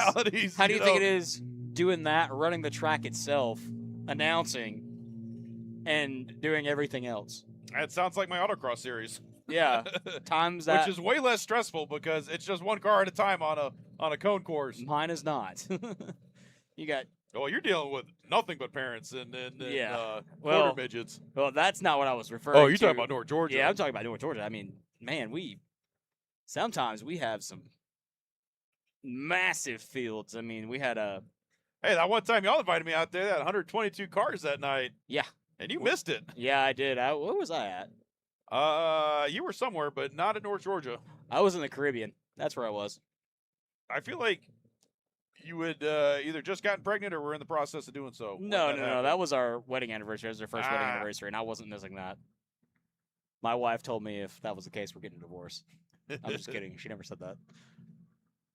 Well, we need to get the show up in North Georgia. Yeah, we do. We definitely need to figure something out. So looking out the door, I can see we do have both classes lined up out there. It looks like they may have either they're going to mix them or they swapped them. So the turbo cars are in front of wild the NA Sasquatch cars. on track. Our race director Everett Boodle said that he may combine them, score them separately, but put them both on the track at the same time. So we have a streaker. No, I'm just. Dang it! This is the third time this year. Not only did he blow his belt, he blew his shirt. I mean, I'm about to take my shirt off. It's getting kind of hot. Yeah, no, we don't want that, Will. I don't want to scare the children. Nobody wants that. Nobody wants that. I love you, Will, but me and you both need to hit the gym. Yeah, my wife's on the radio saying just her. But Will, what about special time? You only need one person that wants it, really. Actually, she makes me put my shirt on before getting in bed. Oh, I'm so sorry. We're getting really close to too much information, so back to racing. Yeah, back to racing. Did you know that racing correlates with other things? Hey, it is a family sport. Yeah, it is a family sport. Starting drivers as early as 5. And my little one's 3.5, so we are getting all ever right. so close. All right. I've got to have to do this because this is technically my job. When he turns 5, are we going to see him at North Georgia Quarter Midget Association with the Dixie Shootout Series running in Red Rookie? More than likely, he'll be running in a series that I already cover. So, well, yeah, it's either going to be AMP or here. But I'm leaning towards here because I love the side-by-sides. My in-laws are an hour away from here, so and they got 200 acres. They live on a hunting camp, so perfect practice area. So even if he can't be out here, he'd have a place to drive it around. I mean, he can always, like the go-karts, you got to be a member, and you can only drive once a month without doing that. So, nah, that's why you build your own track. That's right. I don't think my HOA would like that either. Forget your HOA. They weren't a big fan of my RC track in the backyard. HOAs are nothing but communist organizations. You can't change my mind on that one. They don't love freedom or America. That's right. They won't let you cut your grass a certain way or paint your house red, white, and blue. It's only a matter of time before I infiltrate and vote everybody out. That's So the only way to do it. it looks like they're all moving, so they did Yes. combine them. The NA cars are getting a slightly delayed start, but they'll be on the track at the same time. I see 2 pace cars, so I think you are right. And we're going to try and passive-aggressively talk to our camera people as much as we can during this one to show some love to both grids out here.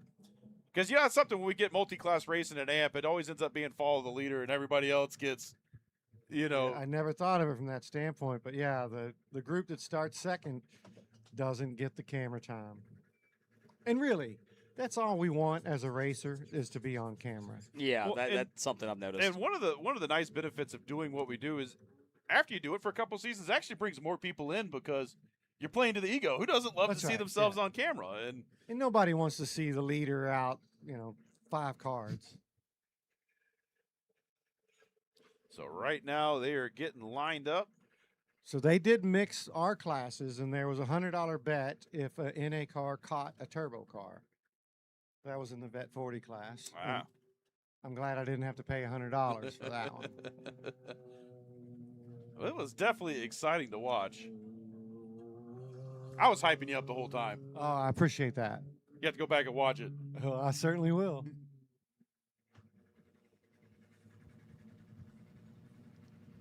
And I felt like I may have stayed close enough to actually get some camera time on this one. Yeah, you most of the time I watch you race, you do a pretty good job. I mean, when we did the downforce battles last season, you went all the way to the finals in that one. Yeah, well, so that's different. It's not man on man. I am not an aggressive racer. I can't say the same. I've got okay. Let Couple me of just good tell you, crashes. I've ripped off plenty of front bumpers, rear bumpers. When you knock out all your front teeth, that makes you a little bit of a more cautious racer. Oh yeah, I can see that. I mean, I played hockey too. But I mean, look, I got some great replacement teeth. So yeah, you're good. And I think we are about to get underway. Yep, there goes the pace car. And for the it looked like a jump. Ooh. And let's see, they are underway. Still side by side coming into turn 3. That was turn 2. That was interesting line there Up to the 3. inside. And here goes our NA division. They are underway. And right now, your lead pack of turbo cars coming down the hill into turn 4. And saves it. So that's Easton that just took a third in the previous race out front in this race. Multi-class racing has got to be exhausting, especially when it's back-to-back. He said he had enough gas. He didn't need to refuel, so we'll see. So he just drove it right back out there. And here we go, sliding it sideways.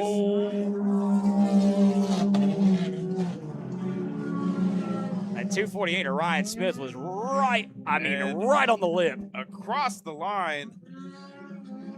So Braden Easton, your leader. John Dobbs not in second. Ryan Smith, your second place driver. Nathan Parker in third. Philip Whirlpool. Looks like Nathan Parker got that car figured out. We'll see if it holds up. Here comes our NA division. Just passing our vantage point, going to cross the line now. So, and we are currently watching that battle for second and third right now, as they are barreling down the back straight, or barreling down the hill. Side by side coming uphill. It looks like he might have made the pass. Nathan is trying as hard as he can to put it in there on Ryan. And let's see if he can make it stick. He made the pass, but let's see. 2 more turns. It's only official when you hit the stripe. Side by side through our vantage point. They touched. And still going at it. Ryan Smith gets around Parker. Easton with the fastest time. Parker is making Ryan earn it, that's for sure. And they are racing into turn 2. Parker staying on that low side. Smith hanging out high.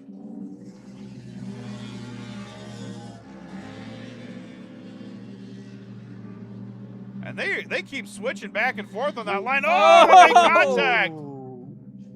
Up and over the berm, gonna try to straighten that car back out. Oh, let's see. Oh, bummer for Ryan. And that is a shame. I'm curious on what the. Oh, and he's got a sad tire. Oh, he's got damage. That linkage is broken. Looked like a ball joint.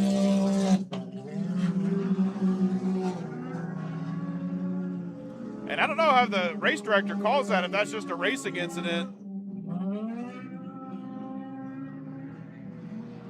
And that's going to allow Dobbs to move up to second. Or Ryan Smith doesn't know he's broke. He's driving hard. You can really see that car coming through the corner here in front of our vantage point. I think he's starting to figure out, hey, something's messed up. As he's going to pull it into the pit. Yeah, they're telling him he needs to park it. And there we go, looking at Everett or Jet Boodle right there, unless he's out of his rental car. That might be Whitmer. Yeah, I'm pretty sure that's Whitmer. Give some love to the NA guys.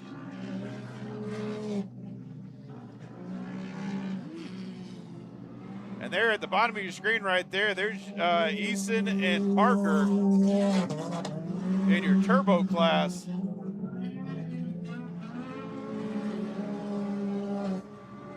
Not a crazy amount of separation. Not really, not at this moment. About a second and a half, 2 seconds. As they come flying down the back straightaway. And that's your race leader, Braden Easton, right now. He's off to a Sunday drive. But and one around on the far side back there. I can't see the car number. I think it was the 47. That might have been Easton. No, it might have been the 327. Easton's still underway. Yeah, that was the 327 of Philip Wapple.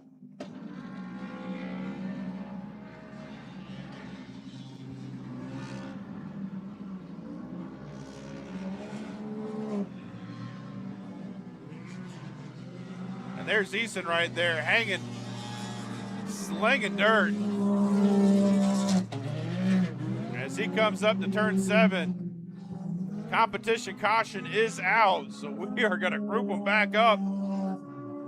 And you know what that means, Steve?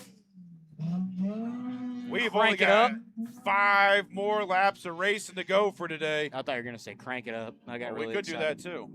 I could say that. I need to get the, yeah, you can. I need to get the graphic. Well, hey, pull some strings. Give me that graphic. I want the digger cam, or do you want the? I will take all of it. I might even get that one. Not opposed to any charity. Okay. I don't think that one's trademarked.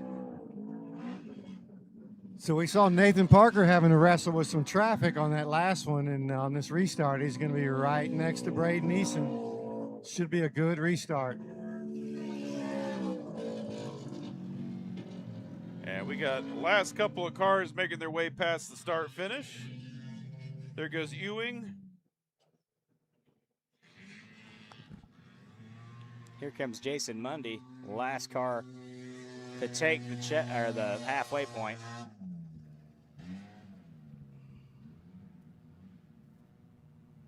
And saving fuel as he putzes across the start finish line.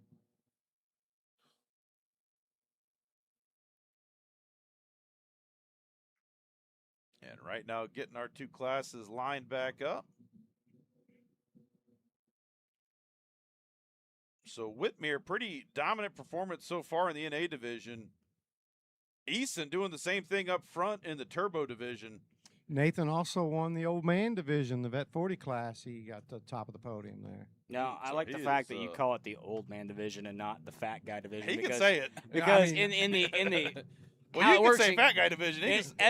In the karting world, usually it's the legends are either the old guys or the fat guys. Legend sounds great, though. Let's refer to me as legend. It's more dignifying. Yeah. I have to run the legends due to weight. And we are back underway.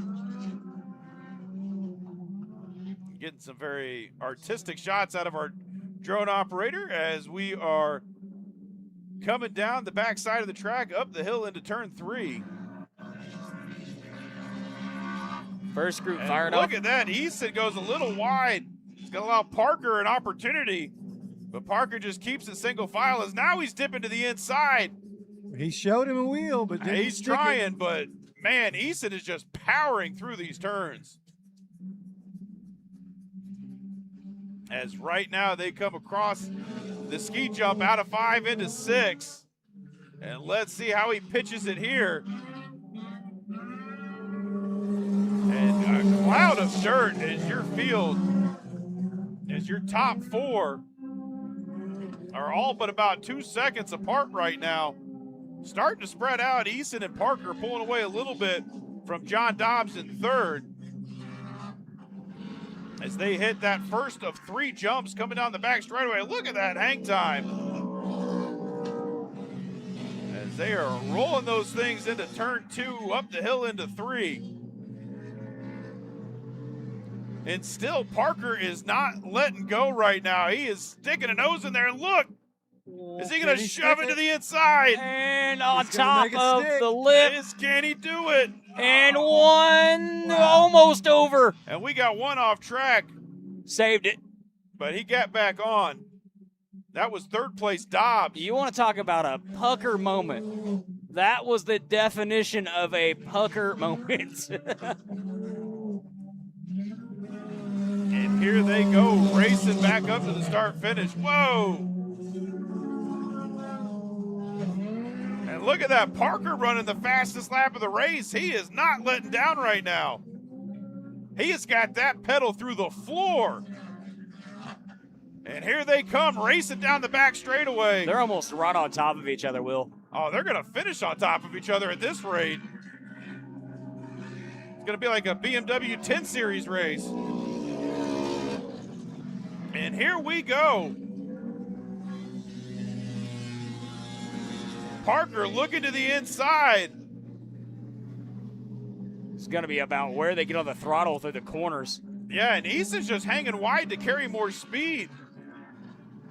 And possible contact there. Oh! Saves it. Almost took the flag out. And that's going to allow Parker to get around Easton. Yeah, this is not done yet. No. This is nowhere near being done yet. We have got 2 laps of racing left. And here they go. Parker's starting to pull out a little bit. He's got some clean track ahead of him. What can Easton do to respond? Parker with a 63.042 lap time.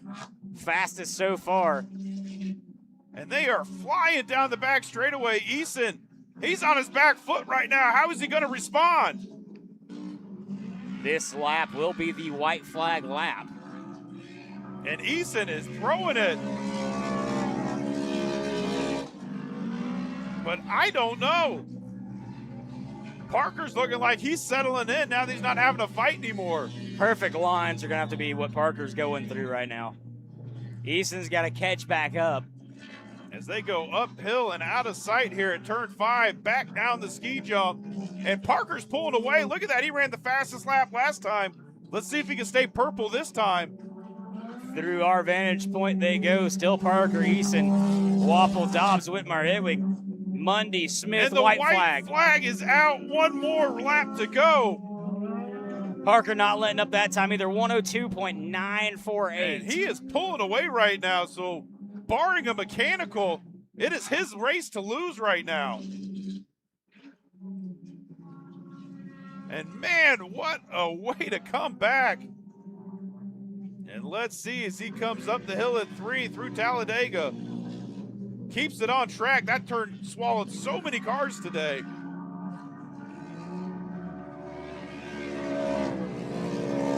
As Parker keeps it clean.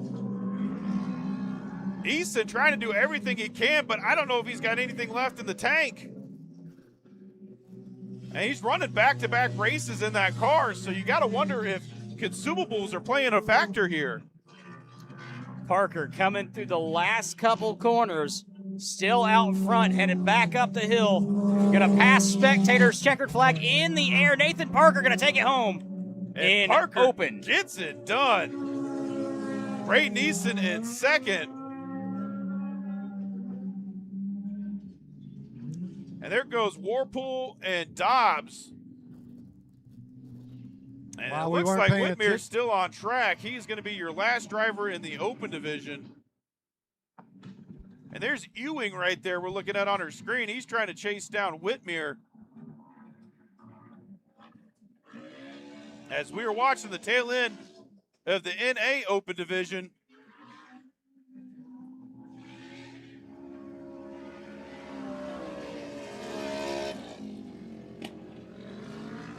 and Ewing tried, but didn't quite have enough left to catch Whitmer. And they'll be 1-2 in the open NA division. With Jason Mundy, your last driver, still on track. And he's going to finish up the podium there for the open NA division. So good job to all those drivers. Good job to everybody here. And we're going to go to Steven here in just a moment with our Victory Lane interviews. And we're going to have 2 sets to go through, so we don't got anybody waiting in our heels. Will, we're down here with race winner Nathan Parker. Nathan, buddy, what a race between you and Easton. How did you pull off that move in the last set of corners? Yeah, no, he was driving a great race. We were battling a few car issues in the pro side-by-side race, but we were able to get it temporarily fixed and able to start in the rear of this race, and just had to battle my way forward. And luckily the car's set up good, just minor issues that we got to get worked out. And yeah, everybody ran a good race. I know I got into Ryan Smith a little bit. I apologize for that. And yeah, Easton was running a great race, and we were just right on each other. I was learning his lines, and I was able to just capitalize on that and make a good move on him. Well, congratulations on your win here in the open. We're going to hop over here to Easton real fast, get another word with him. Okay, all right, you just ran back-to-back races. Are you tired? I can't breathe. Well, that battle was intense through and through. Walk us through it from your standpoint. All I have to say is that's racing. He's an awesome driver, and I'm happy I got to ride with him. All right, well, we're going to hop over here to our third-place finisher of Wapple. So he gets the window net sideways. Not seen that one yet. How you feeling, man? Feel good. I feel good. Third-place finish. You got to watch a great battle in front of you. Yep. How was the weekend overall? It was a lot of fun. It's always a good time to come out here. I started with the kids, and I got into it. Now this is my first time on a podium, so feel good. Well, congratulations on your third-place finish here in the Open. Going to hop on over here to the NA division. Nathan Whitmer. Nathan, we spoke to you earlier. How you feeling? I'm feeling great, man. I get the race with my boy Tillman over here, man. So had a great race. He stayed close to me, and man, it was a blast. I'm just grateful to be here and to be able to be a part of this series and be a sponsor and race this thing and have a good time with good people like my boy over here, Tillman.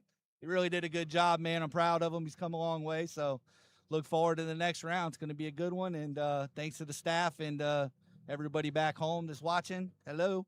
We'll see you guys next round. We're going to talk to Tillman Ewing real fast. Now, Tillman, how you sitting here shaking your head like you're ready for another one? How you feeling? Good. The track was great. I'm proud of my buddy Nathan over there. He stayed with me until I think the second or third lap, and he got around me. But I stayed with him until the comp, and after the comp, he gets checked out, and then I stayed with him until the end. Well, congratulations on your second place finish here in the NA division. Let's gonna hop over here to, I believe this is Jason Mundy. Is that correct? Yeah, Jason, how you feeling after that? It was fun. It was a great time. All right, Jason. Well, congratulations to all of our racers this weekend, and congratulations to all of our podium finishers. Will, I'm going to send it back to you. All right. Thank you, Steven. And I guess we'll see you back here in the booth in a second because that's it for us. That was the final race of the day here at Durhamtown. Now, not the final race, I guess, overall, because they got to get ready to do this endurance race tonight. But, you know, big shout out to everybody that came out here and made this race happen today.